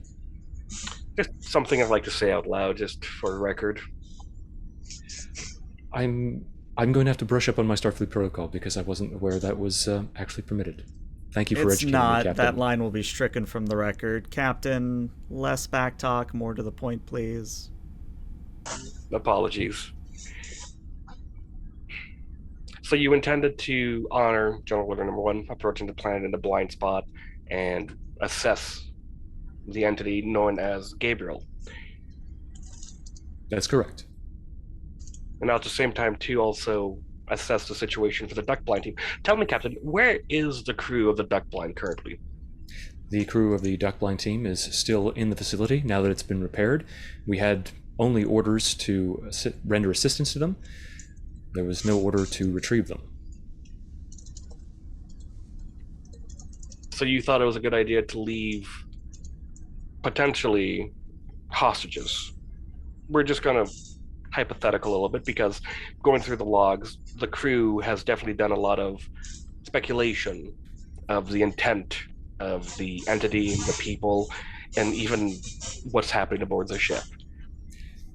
Captain, theories are how we generate an understanding of the universe. We develop hypothetical scenarios. We take the evidence that we have, we compile it, we debate it, we discuss it, and we develop speculative theories. Then, through experimentation and through furthering our understanding of situations, we see whether those theories apply, or whether they need to be adjusted or rejected wholesale. Yeah, perfect. So you don't mind me theorizing just a little bit then? I don't believe that a court is the appropriate location for speculation. But that, of course, is not my purview. Well, then let's look at the facts. Duck Blood was compromised. Apparently, they were tied into the power supply for the sphere. I don't believe that's the case, Captain. Although their power system was tied into the sphere, Commander Tivna herself assured me, and I defer to the expert opinion of my officers, that the duck blind was not identified by the sphere. It had no knowledge of its existence. If Commander Tivna was incorrect, then my only error was in trusting her judgment. Well, it was tied into the sphere as terms of for power nourishment. We can agree on that? Yes. Okay. So, the planet right now is in a hostile state with all the nations up in arms. You have a team that's now left on a planet, while yes, protected by a duck blind, and while yes, the sphere may not have identified them, do you think the sphere is incapable of identifying them? That would be entirely speculative on my part. I have no means of answering that question. However, given that it was heavily damaged, and it has no reason, or at least we have given it no reason, to believe that Federation officers are still on board or on the planet, it has no reason to look for them. It's about that time, unfortunately, that there's a chime over the courtroom, or the hollow courtroom speakers, and it says, Fleet Admiral, we're getting an incoming hail. I think you're going to want to hear this. And the Ignitrix kind of looks up at the ceiling. You're interrupting an official hearing, Ensign. This better be good. I promise you, ma'am, it's something you're going to want to hear. And Fleet Admiral says, all right, play it. And all of you are now privy to the fact that you hear Gabriel broadcasting a general distress call. And Gabriel's words are simple. They say, I need help. Things are deteriorating. Please help me. And once the message finishes playing, the Fleet Admiral leans back in her chair, crosses her arms, and says, well, as much as I would like to continue this hearing, I think we have something to possibly deal with before we continue. Captain Lee, do you judge your ship and your officers capable of handling whatever the situation will be on the planet? Or should I take this one with a tie door? And be very clear on this one, Captain, because this might be a very important decision. I have full confidence in the officers under my command. However, given the concerns they are articulated regarding my own competence and the visual hallucination or abnormality that I experienced, I don't believe that I should be in command of this mission. However, I have already turned command over to Mr. Datig, and he is fully capable of effecting this mission. Of course, if my judgment has been compromised in some way, that would be too. And I think the Admiral looks at you, Datig, and says, I know you've been biting your tongue, Commander, but you think the captain's ready? Do you think he can shoulder whatever's to come?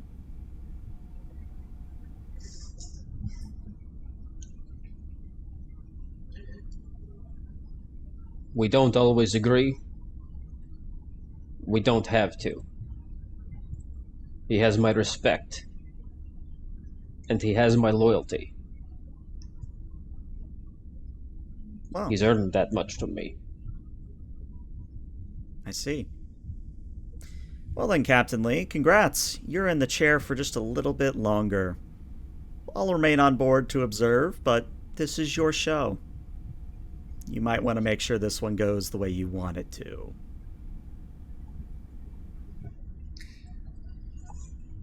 Understood, Admiral. Captain May I- Carson, we'll watch from here. Very well.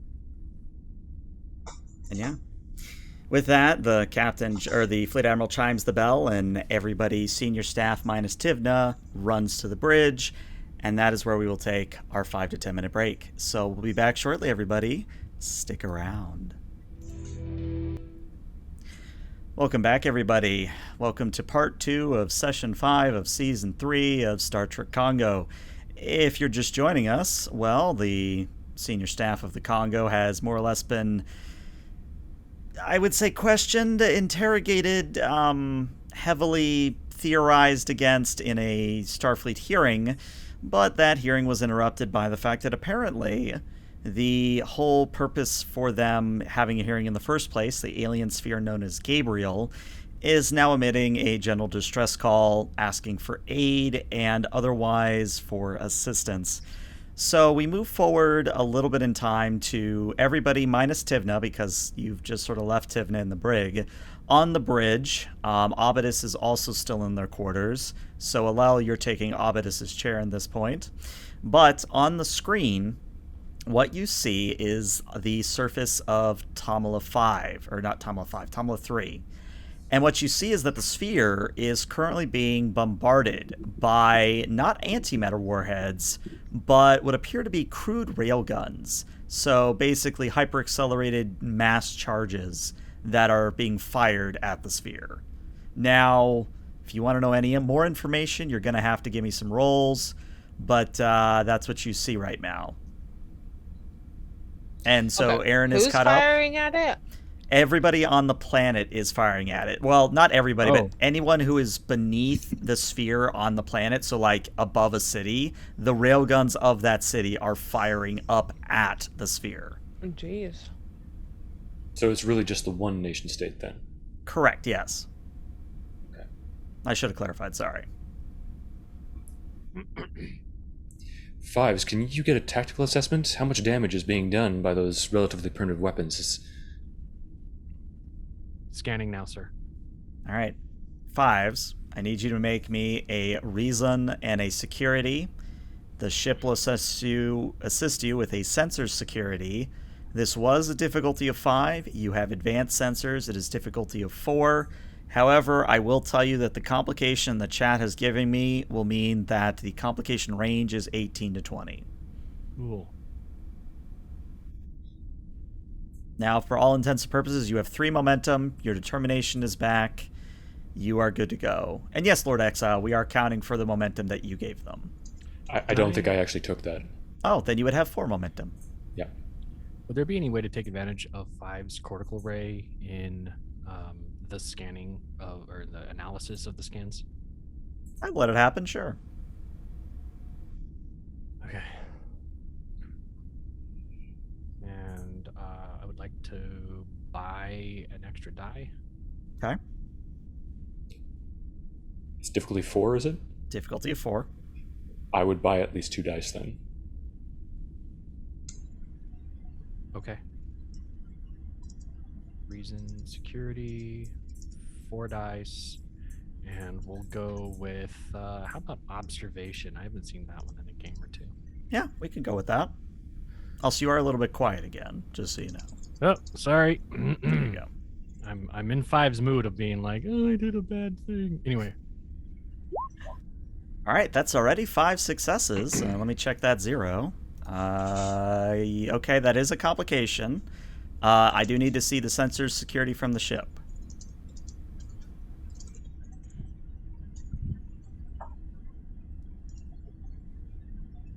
Somebody is getting that right.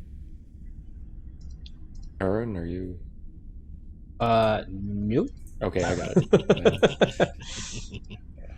Sensors, security, applicable focus. All right, so good news, not a complication there. So what's going to happen is, Fives, you're going to get the following information from your scan in addition to a momentum. What you realize is that the railguns normally wouldn't even bother the monotanium hull or whatever the actual mineral is that the hull is made out of. I honestly am drawing a blank off the top of my head.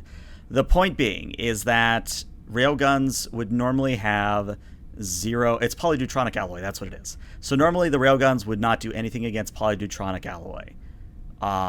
However, something is wrong with the defensive systems of the sphere, meaning that instead of the alloy being much like your own hull, polarized and able to deflect rounds, those rounds are tearing through the sphere. And the only reason the sphere hasn't fallen from the sky is because it's just so big and the railguns are but so large themselves that if the sphere takes sustained fire for like another, call it a few hours, there's going to be a problem. Now, the complication here is going to be that you also notice that the power supply of the sphere is rapidly draining. It maybe only has an hour left before it will lose all power and plummet to the surface of the planet.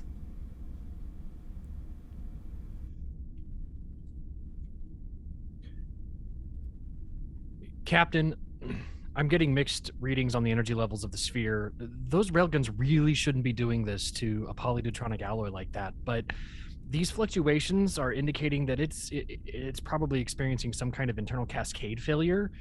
If it takes much more of those railgun hits, it's going to collapse onto the continent. Onto a city, in fact. Yes, sir. Energy readings say, with this kind of radiative readout, less than 60 minutes.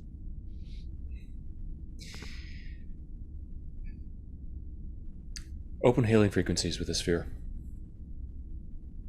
And appearing on screen is that sort of baleful red light in a sphere as Not Hal looks back at you. And Gabriel says, "You've returned. I thought you had no wish to be here anymore." You sent out a general distress call, and one of our overriding general orders is that all of our vessels must respond to general distress calls.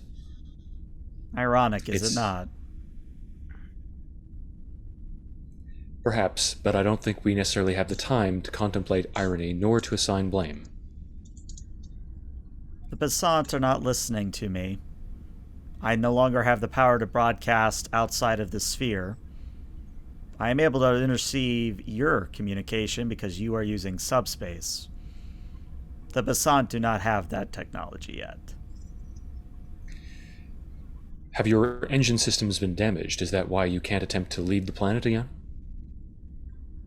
Not only my engines, but my databanks, my storage, all of it is compromised. And Fives, extremely important bit of information, you're seeing that, more or less, if you were to somehow butter up the fleet admiral and get her to give you supplies from the Tidor, and you had a really, really good chief engineer, or an engineer in general, you could fix most of the problems with the sphere.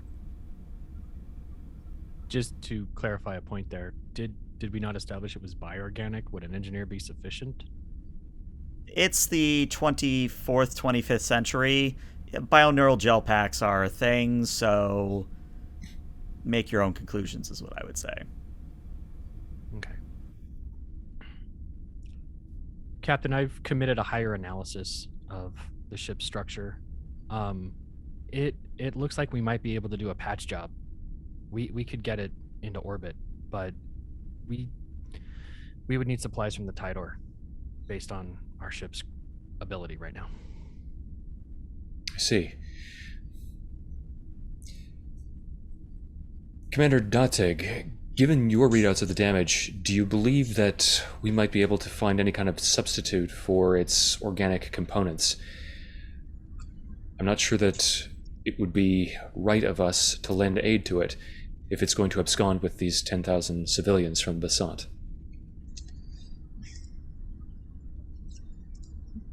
Based on Mr. Five's deeper scans of the structure, the internal structure, I believe that we could effect repairs using bioneural gel packs as a substitute conductor. Again, that's hence why we would need it tied to it, or we don't have the capacity. And Lee will rise from his chair, sparing a glance over at the doctor as he comes to stand beside her, nods at her very briefly. Gabriel, would you be amenable to allowing an engineering team with supplies from our vessel to enter into your superstructure and attempt to effect repairs to your power systems, your data banks, and your engines? This is acceptable. However, I simply would say that, and then there's kind of a burst of static as a big old railgun shot hits the sphere. Unfortunately, that last shot crippled my engines. I am only able to maintain current position. I will not be able to come up to you in space, which means you may be sending your people into a firing zone.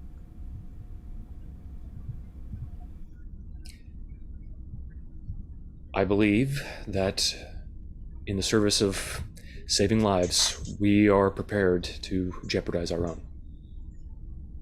Again, ironic. If only we had started the conversation this way. I think, as I pointed out to my own crew, we make mistakes, and sometimes they're costly, but we strive to learn from them. Very well. I am providing coordinates for your B-men. There is one other matter. Light just sort of pulses. Our commitment to saving lives also extends to the individuals that you are currently using to supplement your bioorganic components. In exchange for our assistance, if we can find a substitute to replace them, we will demand that you return them to their respective nation states. If you are able to find a way to replace them, I will have no need of further... And there's a silence as it tries to process the right word. Further power packs. I will not need them anymore. However, the current power packs are not able to be disengaged. They cannot be returned.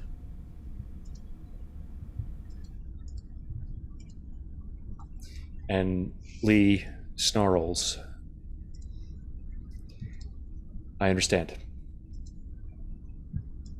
Prepare to receive our away team. Provide us with coordinates. And Dr. LL, you do see on your console that coordinates have been provided. I have the coordinates, sir.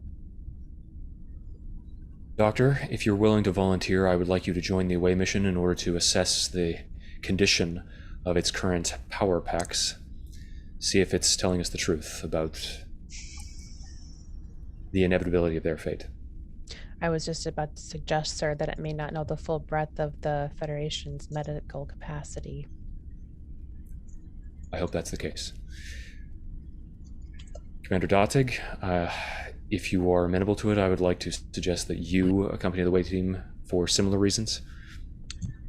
Yes, sir. Mr. Fives, get me Tivna. Yes, sir. Will you be speaking with the Admiral about the resources? Yes. As you assemble the away team, I'll open up communications with her. Yes, sir. Alel, before she leaves, will look at Fives and tap.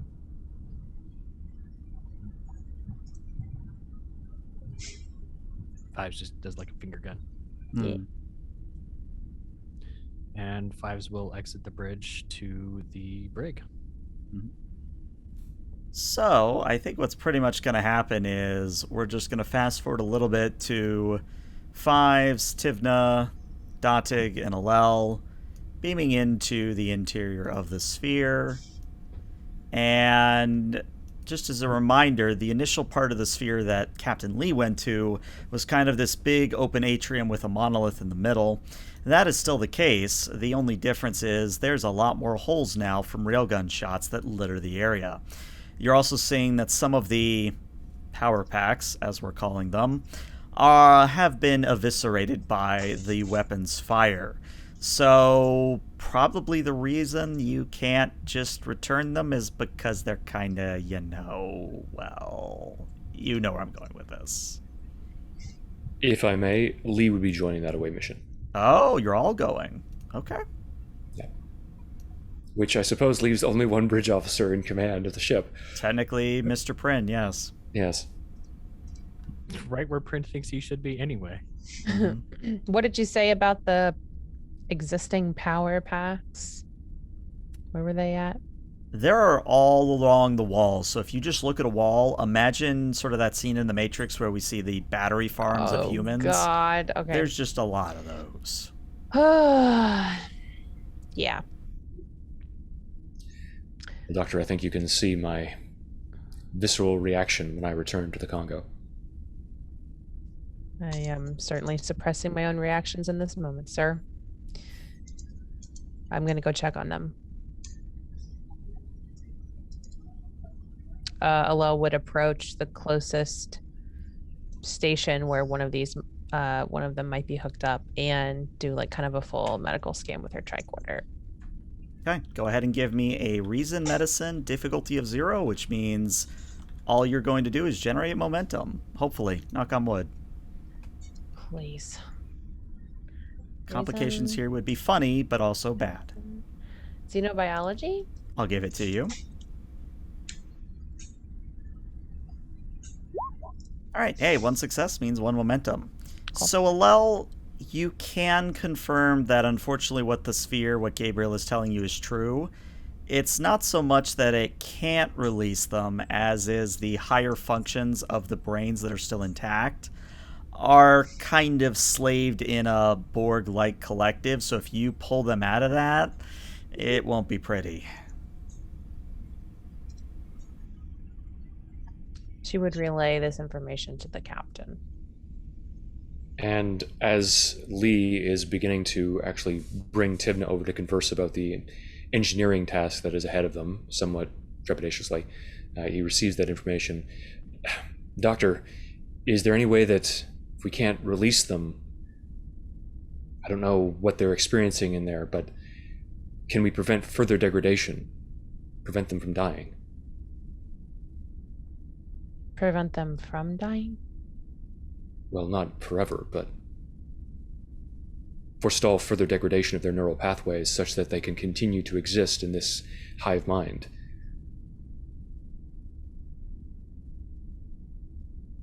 Would they want that? Doctor, I think that's up to you to determine. If you can, and Fives can contact them in some way, perhaps we can get their perspective on this matter and act accordingly. Commander Tibna and I, however, have other matters to which we must attend. Yes, sir, of course. And I think Tibna just sort of cracks her neck, cracks her knuckles, and says, all right, I have a tube sock, a turkey baster, a paper clip, and I need to get this baby running in less than 30 minutes. Well, Commander, it sounds like you'll need a rubber band. Nah, rubber band, don't need it. Phase that out in 2359. You could just take a standard toolkit. Remind me, Commander Dantig, to show Captain Lee Earth reference MacGyver when we get back to the ship. Yes, it's an absolute classic. Well, come But along, Captain. If you are assisting me, I do need somebody to hold my tools. Commander, now is not the time for flippancy. No, I actually think this is the perfect time for it because I do my best work when I'm able to make snarky comments.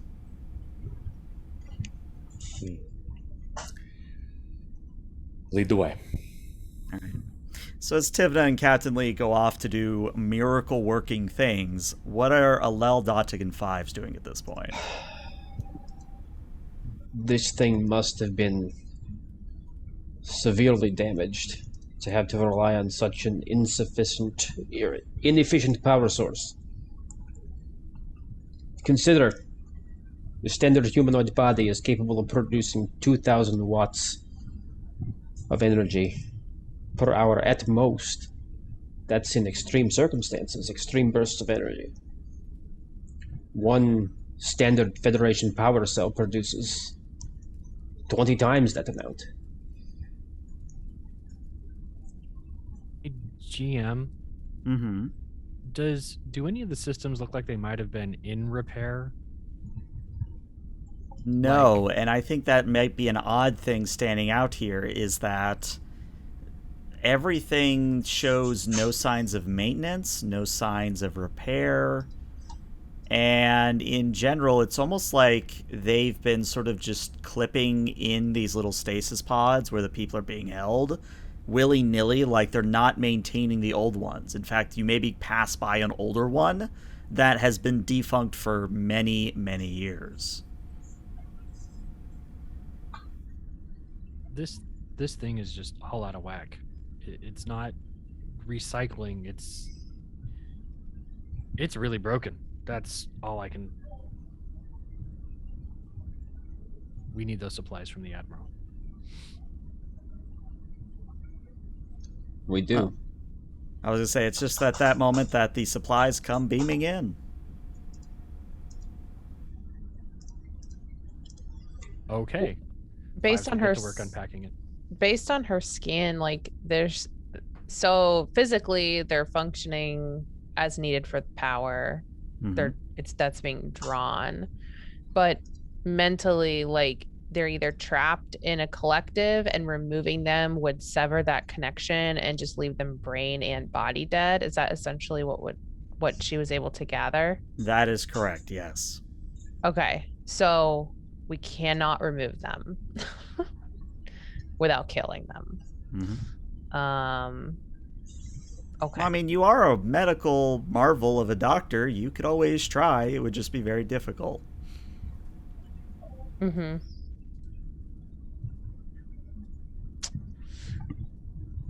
All right. Yeah, go ahead. I've got some polydeutronic alloys here that we can use to start integrating it with these internal systems. I think we only have about 45 minutes before we go down with the ship. Right. Well then, we'd better move.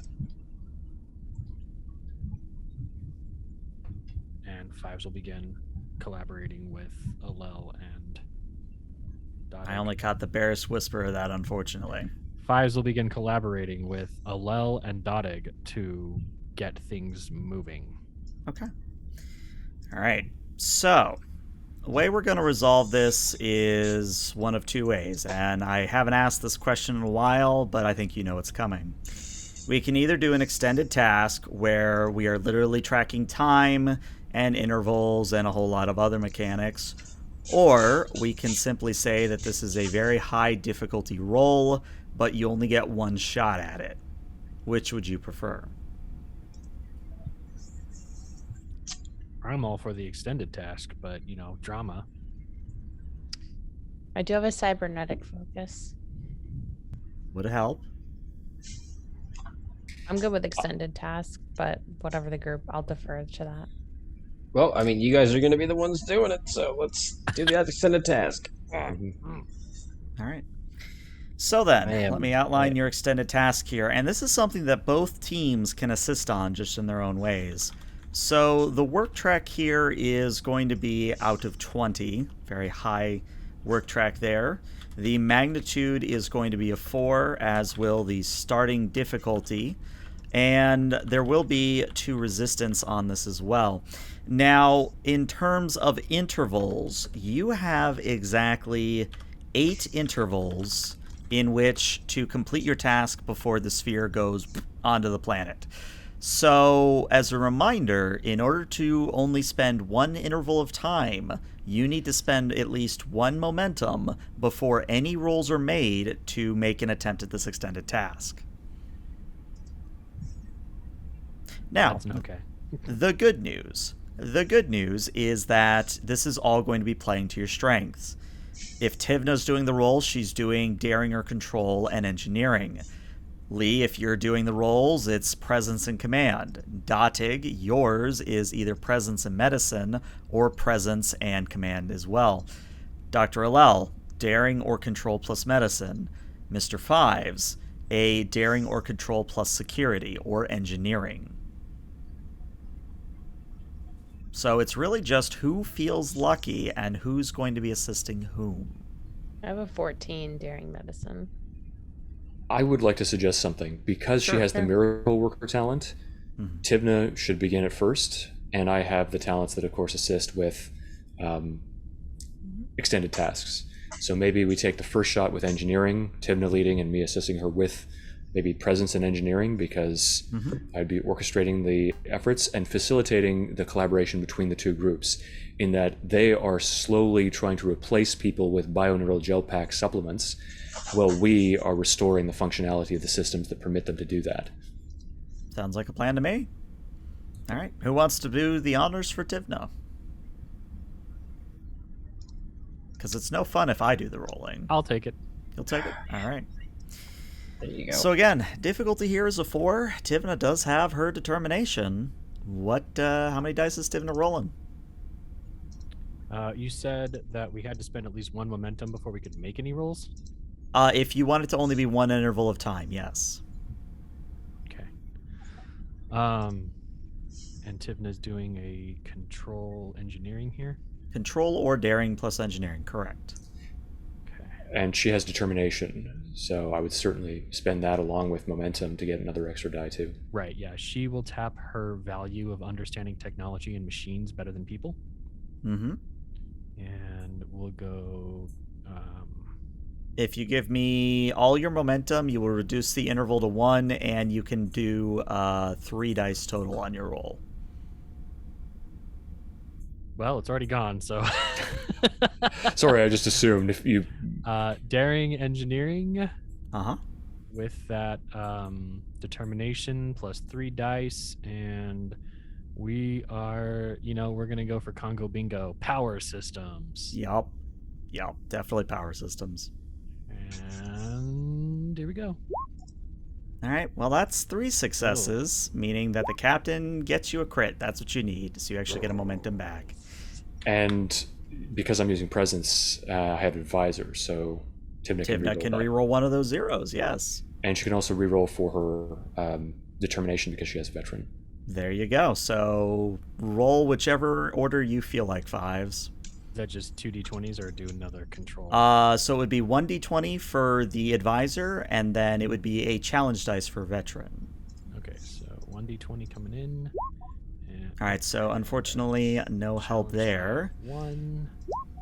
All right, doesn't get our determination back either. All right. Okay. So now what's going to happen is Tivna is going to be rolling 6 challenge dice here to represent work done, and I believe, Lee, you have a way to make it vicious. Yes. We're viciously healing you. Mm-hmm. All right. You my gosh. probably want to spend a threat to re-roll those. Yeah. I'm real sorry about that, guys. RNG being what it is. There you go. That is significantly better. That goes from literally 1 work done to 7, 8, 9, 10, 11, minus 2. So you do 9 work unless you want to spend 2, or you want to spend 1 threat. So that would then be 11 work. Yeah, let's do that. Okay, we're doing it. All right. And because she has Miracle Worker, I really was not joking. Tivna literally takes the barest of tools, the barest of materials, and is not only able to get a large number of the power generators operational once again, but she does it in a way that does not violate General Order 1, where this is all technology that the Sphere already would have access to. But what that means is not only is Tivna really doing good work, it means that your next task is literally a difficulty of 2. You only need 2 more breakthroughs and you'll be done. And I think narratively, as Tivna kind of stands up and wipes her brow, and she says, "All right, Captain, Thank you for that insight there. That was an RJ59, not an RJ45. Good catch. Yeah, the coaxial phase discriminator there, I think, would also be able to regulate power flow a little bit more efficiently, given the neuroelectric properties of bionode gel packs. Right. Probably not the time for it, but I do want to apologize pointing that phaser at you. I kind of wish we did this first. Likewise, but you know what, Commander? I once, under false pretenses, relieved a former captain of command myself, so don't feel too badly about it. It happens to I the don't best mean of to us. be insubordinate over Right, here, right, but we're sorry, gonna fall to sorry. the ground in like 30 minutes. Tivna just says, give me that hyperspanner, and hey, is that a self-sealing stem bolt? I could use that. Reverse rotating routers are far... No. Self-sealing stem bolts. I'm telling you, those are the godsend in engineering. Debate for another day. Philosophical issue of great import, yes. I mean, we all know about the legend Miles O'Brien, right? So as Tivna and Lee get to work, we're now going to have the next roll be from the Doptic 5s and Alel team. So yeah, difficulty of 2. Who wants to take the lead? And sorry, GM, for Datig, you said that would be either presence or control medicine or engineering? Correct. Yeah, I mean, my highest is a 14, so I think probably it'd be better for Alel. She's probably got a focus that can help with what this. exactly are we rolling for again? You gotta hold my hand with the crunchy stuff. Quite all right. So all you're doing is you're rolling to see how quickly and how competently you are swapping out the living power cells with not so living power cells. In other words, you're replacing human batteries with literal batteries, if that makes any So sense. At the captain's request, she would also be trying to keep them alive and connected to the collective without deterioration of their corporal form. Okay. So that's also part, I think, of what she would be trying to do. Okay. And I would give you xenobiology as a focus in that instance. Sure. So what's the actual attribute and discipline? So for you, it's either a control or a daring plus medicine. The difficulty is 2. If you wish to have it be 1 interval of time rather than 2, you would have to give me a threat. Now that said, you've only spent 1 interval out of 8 right now. You don't need to give me the threat. Can I tap a value? You may certainly tap a value. What you got? Do no harm. Do no harm. All right. That will give you 2 free successes, meaning whatever you roll is free momentum. Cool. I'm gonna roll control medicine. Okay. And who's assisting you? I don't know. I think because of their link and their sort of innate kind of connection with that, if that comes into play, I believe it would probably be best for 5s. I think it does. And if it's okay, I'd like to flavor it maybe, and you, of course, can throw this back, but sure. Maybe it's something where, Alel, you're kind of in sync looking through 5's eyes as both of you quickly pull the cable in one end and then the other person inserts another cable across the room. So you're kind of doing that thing where you're synchronizing your movements and your actions together. But it would not be possible without your cortical link, as it were. Woo. Okay, so I will do. Yeah, you can assess narratively. That sounds great. Okay, so am I rolling 2? You are, yes. By the way, okay. All right, that gets you 2 momentum. Yep, and then I have a determination too. Well, that already comes into play, so that's how you're getting the 2 momentum. Oh, okay. So on the assist, what am I rolling?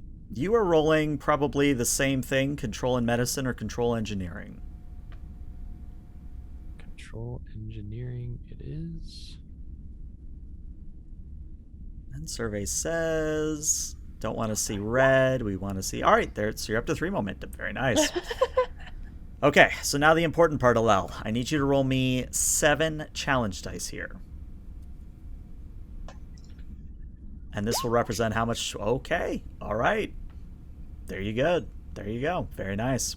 So what I would tell you is actually, Alel, if you spend 1 of the momentum you just got, you will complete this extended task. Sure. All right. Take it. So, only maybe a little less than half of your time remaining. So maybe like 22 minutes into this whole debacle, all of you finish your work, and the change in the atmosphere of the sphere is immediate. Before, there was kind of just the horrific sounds of, stray gunfire and railguns tearing through the hull. But now you hear silence. Now you're hearing the low hum of life support systems. You're hearing the low hum of cooling systems and of technology working as it should. And the monolith in the middle of this space, as you all kind of turn to look, before, if you recall, I described it as being blues and oranges. It is now a bright pink. And the voice before was a very tired old man, but now it's more of a 20-something woman is how I would describe it. A little bit more upbeat, a little bit more, shall we say, approachable. And as the lights on the monolith flash, Gabriel, as it were, says, I finally am able to think with a clear mind. Hello, my name's Gabriel. Thank you for helping me. Thank you for repairing everything. You're safe now, by the way. Defensive systems are up. Everything's great. Not everything, but we... Oh, yes. The I'll look after them. I do apologize. When I got damaged when I arrived on this planet, I needed some form of power regulation, and my lower processes deemed the Passant as a suitable power source. A oversight that I will correct in future iterations. In a way, you defaulted to quasi-animalistic instincts of your lower programming, as we might, our lizard brains, or something to that effect. That is a very apt metaphor. I'm glad we are able to talk like this. From my understanding, my lower self was very blunt and childlike. We can all be juvenile at times, I'm afraid.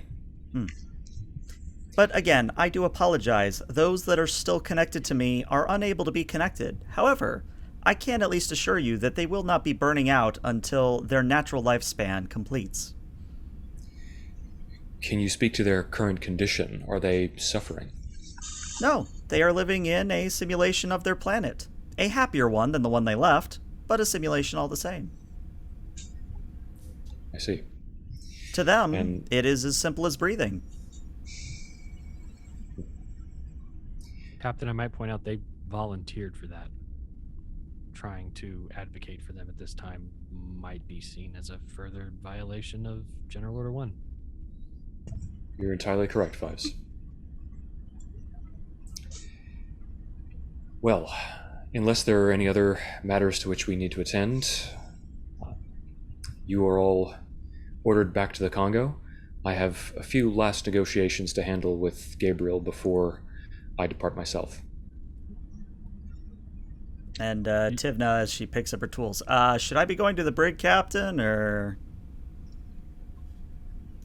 That, Commander, is Commander Datig's concern. Datig, brig? Quarters. Quarters. Aye. And, Captain, if you're sure you'll be okay. I don't foresee any problems, Fives, but I appreciate your concern.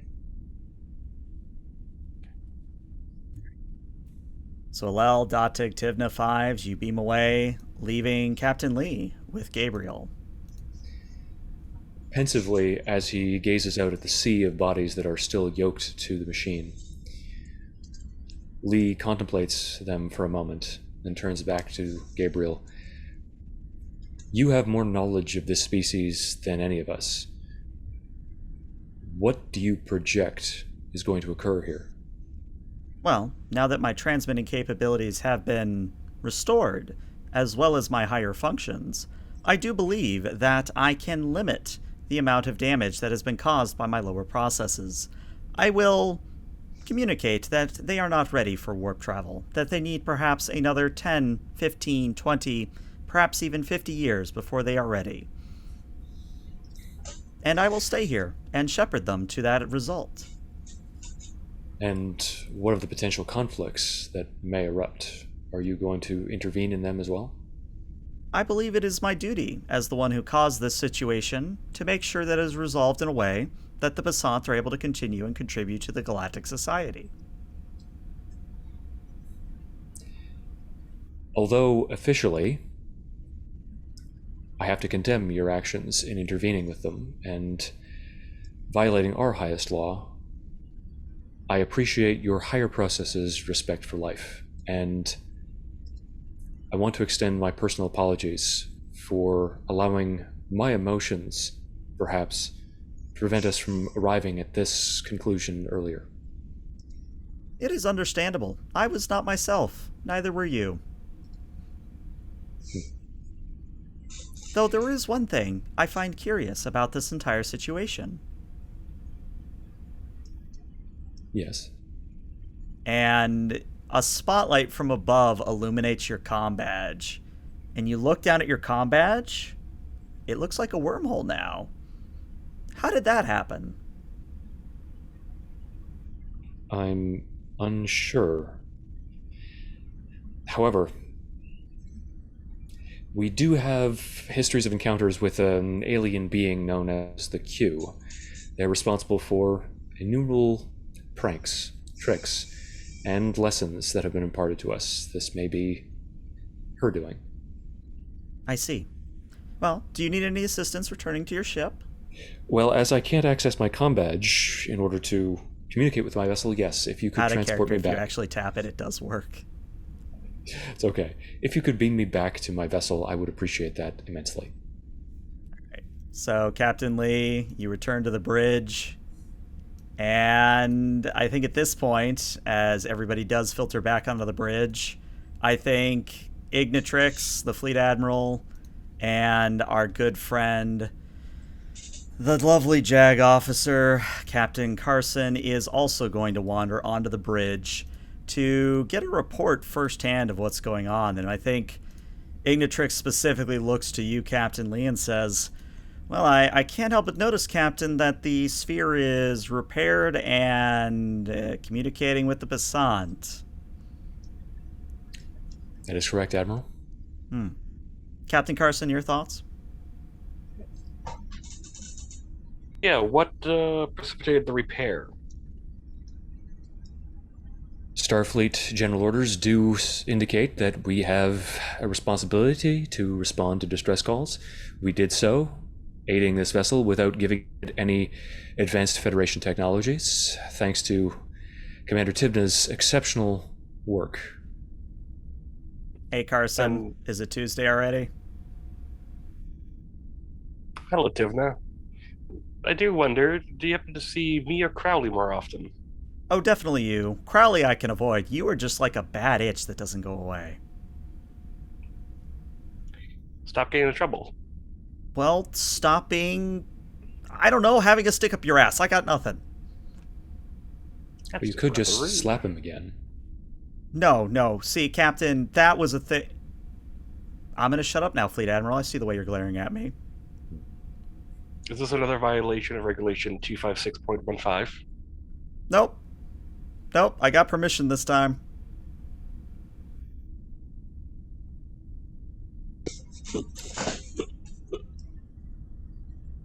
And I think the Fleet Admiral just sort of folds her arms across her chest and goes, well, Captain Carson, do you think we need to continue the hearing, or... If I may interject, Admiral, I believe that some of my officers deserve the right to be heard. That is fair. I believe, by all accounts, we still need to hear from Mr. Dottig and Dr. Alel. And Lee would actually look towards them to solicit their input as to whether they would be willing to participate in these affairs.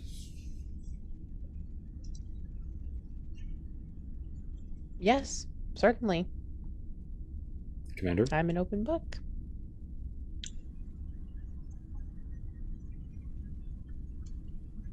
Why not? Very well. Everybody back to the holodeck. And, you, Cardassian Ensign, what's your name? Ensign Prim, ma'am. It's a pleasure to make your acquaintance. I guess technically you get the con here. Don't blow up the ship while we're in the holodeck. Oh, don't worry. Only the doctor does that. You were Which- driving. Which doctor? No, there are 3 of them. All 3 of them, probably, but specifically the actual chief medical officer. I see. To the holodeck, everybody. And we fade to the holodeck where the program is still running. And this time, it's maybe a little bit more relaxed. After your momentary success, or not your momentary, your victorious success on the planet, maybe you're all just in good spirits all around. But I think Carson has to be the bad guy here because he has some questions he still wants to ask you all. So before I switch to any other of the crew members, Captain, I do have a couple more for you. I'll be willing to answer them. Hopefully they are brief. So you just enacted repairs aboard the Gabriel sphere. That is correct. From my understanding, is it was using the populace to power itself. The repairs you enacted, will it now consume the population? Damage to its higher systems had forced it to resort to, frankly, barbaric methods of maintaining its own existence. Now that we have effected repairs, again, without turning over any advanced Federation technology, it will no longer be forced to resort to them. Interesting. So if you had followed Directive 10, for example, you would have done everything in your power to have talked with it, find out what it needed to be repaired, and avoid the resulting conflict. I believe that because of its limited capacity for reason, any kinds of negotiations were forestalled.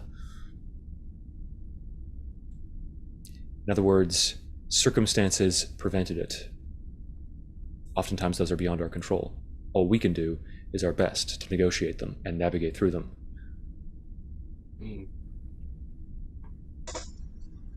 It just sounds like you didn't make any attempt, or at least you didn't make all the attempts to try and resolve what was going on with Gabriel when you first had a chance to.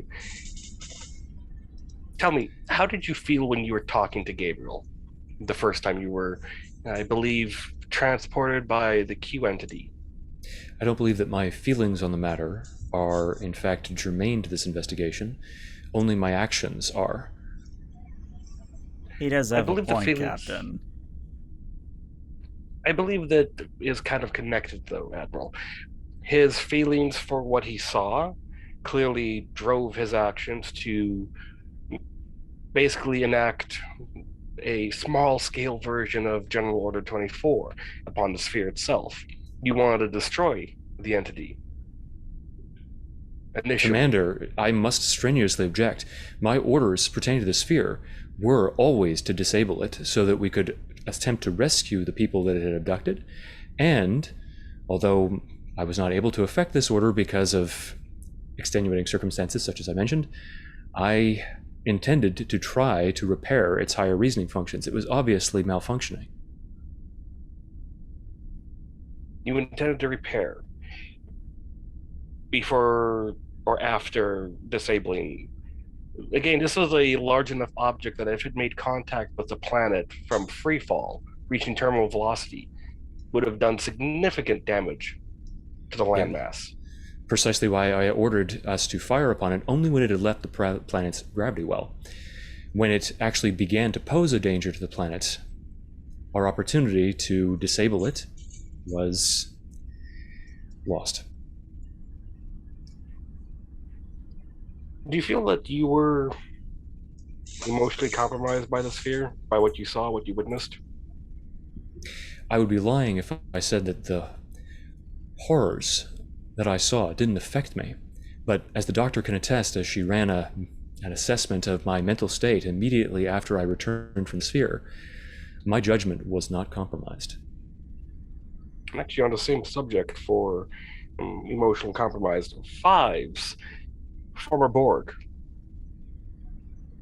He had expressed in one of the earlier meetings that I observed his discomfort and revulsion of what was happening to the population that was being offered to the sphere, but yet you left him on active duty. Do you not believe that his personal experience of being stripped of his individuality was clouding his judgment? Clouding it enough that he possibly could have given this ship a death sentence by disabling its weapon systems. What? Captain, Lieutenant are you Fives. implying that you want to tack on a charge that the captain was trying to kill the sphere? Like, I understand that, Captain, but you're going to have to be a lot more clear in this courtroom. I'm trying to understand why Regulation 619 wasn't followed. The captain should have known that Fives would have been emotionally compromised by the similarities of what was happening aboard the Sphere to what happened aboard Cube. But yet he left him in charge. He left him in charge of his station. Captain, I'm well aware that Order 619 indicates that officers must remove themselves from duty if they believe that they're emotionally compromised. If Fives was emotionally compromised by the mission, I would have expected him to hold himself to that standard. Neither I, nor Commander Datig, nor the actual practicing doctor on board the vessel deemed him unfit for duty, and he didn't deem himself unfit to continue his duties. I trust all their judgment. Do you really? Especially before we even started this whole trial here, because I've been catching up with the recordings of this whole entire time of the bridge conversations, the ready room conversations. By the way, we have to talk about that photo afterwards, but the back door that Lieutenant Fives had sealed up by being de-assimilated has been reopened by your own chief medical officer. I have yet to examine the specifics of this matter, and moreover, I'm no longer a doctor. I'm a captain. I don't necessarily have the expertise needed to make an informed assessment thereof.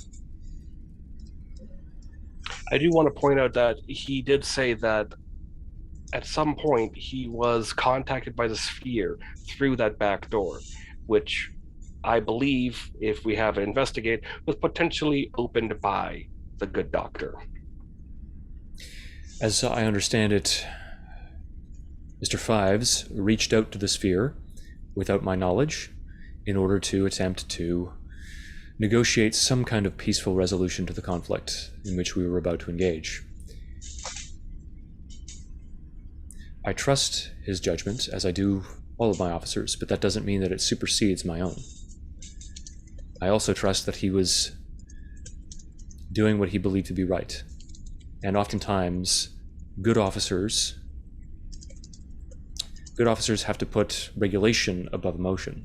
But on those rare occasions, I understand when they don't. A good officer doesn't cripple a vessel's weapon systems and leave the ship defenseless against any potential threat. That's an accusation, Captain, not a question. Fair enough. You have said that you trust your crew's judgment.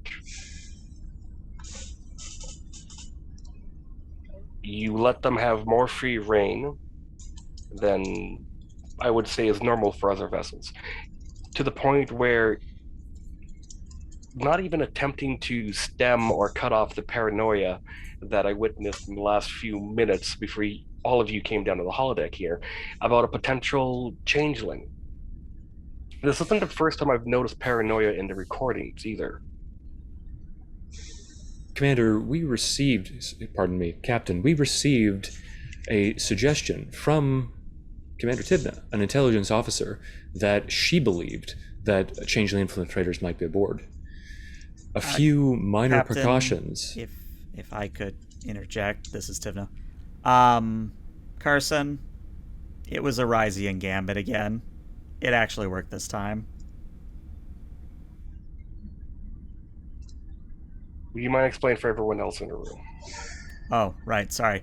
Long story short, whenever I run into these situations, and I don't know why I keep having these situations, But anytime I find the senior staff is being super paranoid or super out of character than they usually are, I do introduce elements of uncertainty, like saying there's changeling aboard, because I'm interested to see how paranoid they actually are.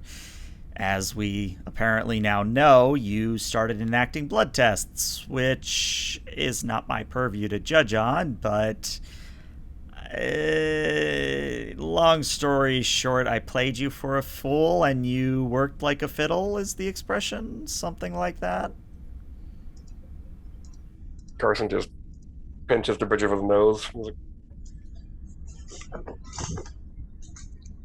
so, Captain, Chief Engineer. I would like to rescind my former testimony. I trust the majority of my senior staff and my crew, but obviously I erred in my judgment regarding Commander Tibna. I believe that she has demonstrated conduct unbecoming of a Starfleet officer and has imperiled this vessel for no reason whatsoever by exacerbating pre-existing tensions. I can agree with that. Admiral, may I approach the bench? Go ahead. If you are satisfied with what you've seen here, I do have the recommended disciplinary actions. Well, we only have a few more minutes before we have to end the episode, so yes, do get on with it. I would like to interject just for one moment and ask both Aaron and Watney if they are okay with that, or if there's a few minutes that they want to go. I know we had that hard cut off at 12, but could we just see if they're okay with that? Because I know there were things that they wanted to say. Aaron needs to go. Yeah, so Aaron needs to go. It's like 1 a.m. for him. So. No, I mean go as Datig. Oh. I'm totally fine not. So. I mean, yeah, I guess I've got a few minutes, but if you want to end, we can end. Well, it's on you, because you're the one that has to stay up late and wake up early, so... Yeah, it was really just a question to consider what you guys wanted. That's all. All right, let's go. Okay. Well then, Captain, what do you have for us? Which captain? Sorry. You, Captain Chisholm. Okay. I am done questioning Captain Lee. There are a couple left, but I believe the last one I wish to ask a couple of questions would be Commander Datig. All right, Mr. Datig, let's make it snappy. Yep, and Datig will approach and take a seat.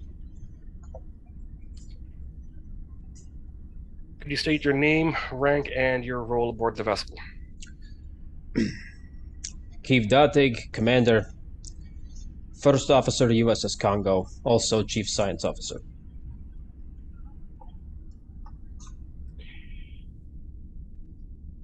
Could you tell me what exactly led you to question the captain's order and then relieve yourself of duty?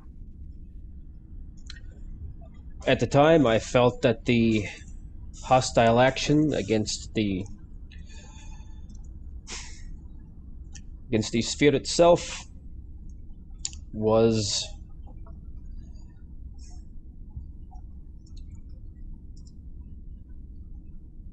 a violation of Starfleet regulation.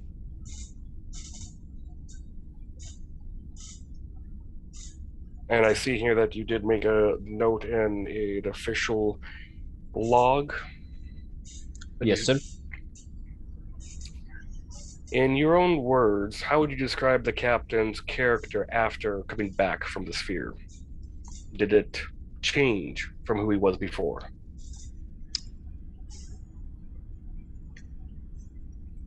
No, his personality didn't change. However, the aspects of his personality that were expressed were atypical. He was certainly more agitated than I think I've ever seen him. And have you ever encountered any other times in the past when you served with him of him acting in the same manner and fashion? Not particularly, but the stakes on this mission were inordinately high.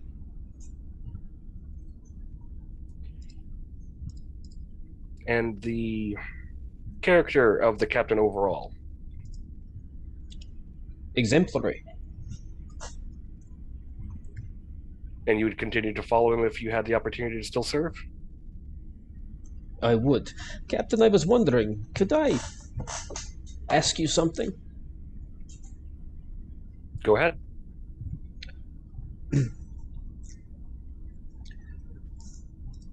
This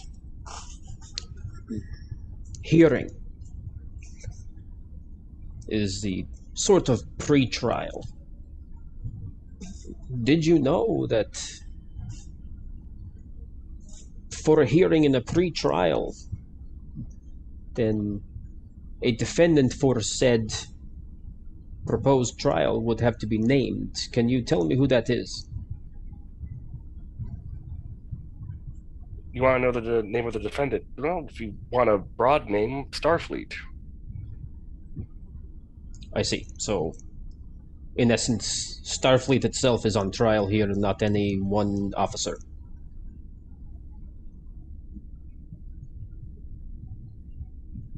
Out of character, I think I got them mixed up. No, actually, I think that works quite well. I think the Admiral is going to nod and say, that is the intent, yes. Very good. So we are here to determine if Starfleet as an organization committed a wrongdoing in this situation, or if we can establish evidence that the damage that Starfleet, the organization, caused warrants a trial at a later date. Is that correct? That was always my assumption, Captain Carson. You could also say that we're examining to see if Starfleet failed to provide necessary training for its officers, and that they acted in bad faith of the spirit and regulations and directives. Very good. And what's your definition of bad faith? It can be taken two ways. You can go for the literal meaning of the rules, regulations, and directives, word for word. We can also go by the spirit of it as well. So bad faith typically refers to, I would understand it as a sustained form of deception. Would you agree? Deception, manipulation doesn't have to be sustained. Very good. And forgive me, I appreciate the indulgence. However, this is important for my own understanding. No. You got a few meters left on that rope. Good.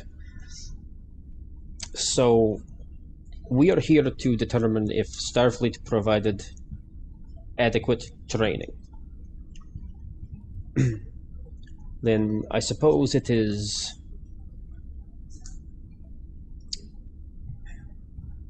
Would it be fair to say to you that really the character of Starfleet is what's on trial here? Again, this isn't a trial. This is more of inquiry, investigation, hearing. We're inquiring as to the character of Starfleet as an organization. He just has a smile on his face as he's looking at you. Then why are these proceedings specifically focusing on Captain Lee and Lieutenant Fives? Captain Lee is in charge of this vessel. He is responsible for every action that is taken aboard this vessel by this crew. You all are a representative of not just the vessel and Starfleet, but also a representative of him as well. Your actions reflect on how he has managed and how he has commanded this vessel.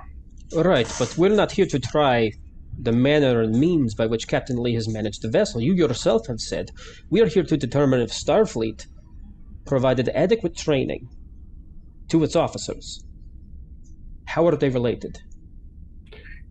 Well, if you didn't get adequate training, we would be seeing, well, we actually are seeing it in how everything's fallen out. Right, okay.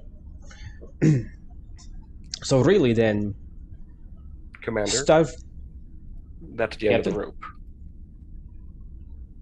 And that's the end of your time, Captain, because I got an episode to end and I got to get back to DSO because I'm pretty sure I left the curling iron on. All right, Captain Carson, how many charges you want to potentially throw at these people? Just give me a number. At the moment, none. Good. Then congrats. All of you get a formal reprimand. Tivna, you want to stay here? Tivna kind of looks a little bit, taken aback. I'm pretty sure Captain Lee and nobody else likes me anymore, so yeah, I guess I can come back with you. Ignitrix turns to the captain. Do you want to get rid of Tivna? We can just handle that now and then. Do you want to get rid of her? There is one thing I wish to do, though, Admiral. Yes, Carson. What is it? Lieutenant Fives, you are to effect all repairs by yourself unless they mandate a second pair of hands for all of the weapon systems and calibrations. I think that's fair. Yeah, you know what? That sounds fair. But more to the point, Captain, do you still want Tivna? Because I can find you another chief engineer very easily. I think that would be for the best for all parties involved, Admiral. Very well. Congrats. Formal reprimands all around. Tivna, with me, back to the Tidor. Captain Carson, you too. And as she starts to stand up and leave, I don't want to have this happen again. So maybe next time, take just a little bit longer before starting to shoot and fire and violate general orders. Just maybe a little bit. Well, I do Admiral, want to say... No, all of you shut up. This no. is the end of the episode. We're done. I need one more rejoinder. Oh my god. What, Datic? What could you possibly have to add at this point? If next time this happens and we do have a hearing, then perhaps... Are you volunteering to be an officer? Like, because I'll do it. I think that's what I just... Yep, that's what I just heard. Everybody, okay, you heard it, right? But we all heard it. Yes, if you agree to not violate the rights of any defendants by not allowing counsel for them. Well, you would be the counsel, so... Right, but in this one, they were in here without representation. Well, that was very deliberate. Right, so I just want to let you know I intend to file a formal protest with the Starfleet Judge Advocate General. It's a good thing that this wasn't an actual trial. Admiral, I also have a request. Can you give us a chief engineer that's not a mutineer? I mean, I can find you many chief engineers. It'd be great. Thank you. All right, let's go. Carson, Tivna, we're out of here. And at that, I know that's an awkward end of the episode, but we are out of time, people. We are out of time. All right, well, that's the end of this episode, end of this three-parter. How's everybody feeling? Okay. Good. Do you want to say more thank you? trial time. Yeah. Yeah, that's the problem with trial episodes is that you never know how long they're going to run, and you have to balance, everybody's attention level and all that. So hopefully it wasn't too strenuous for people. I do want to say thank you to Shizno for coming out and doing that. Really appreciate that. It was a lot of fun. Thank you for having me. Mm-hmm. All right. Well, YouTube, this is where we say goodbye, but Twitch, stick around because we're going to quickly raid somebody.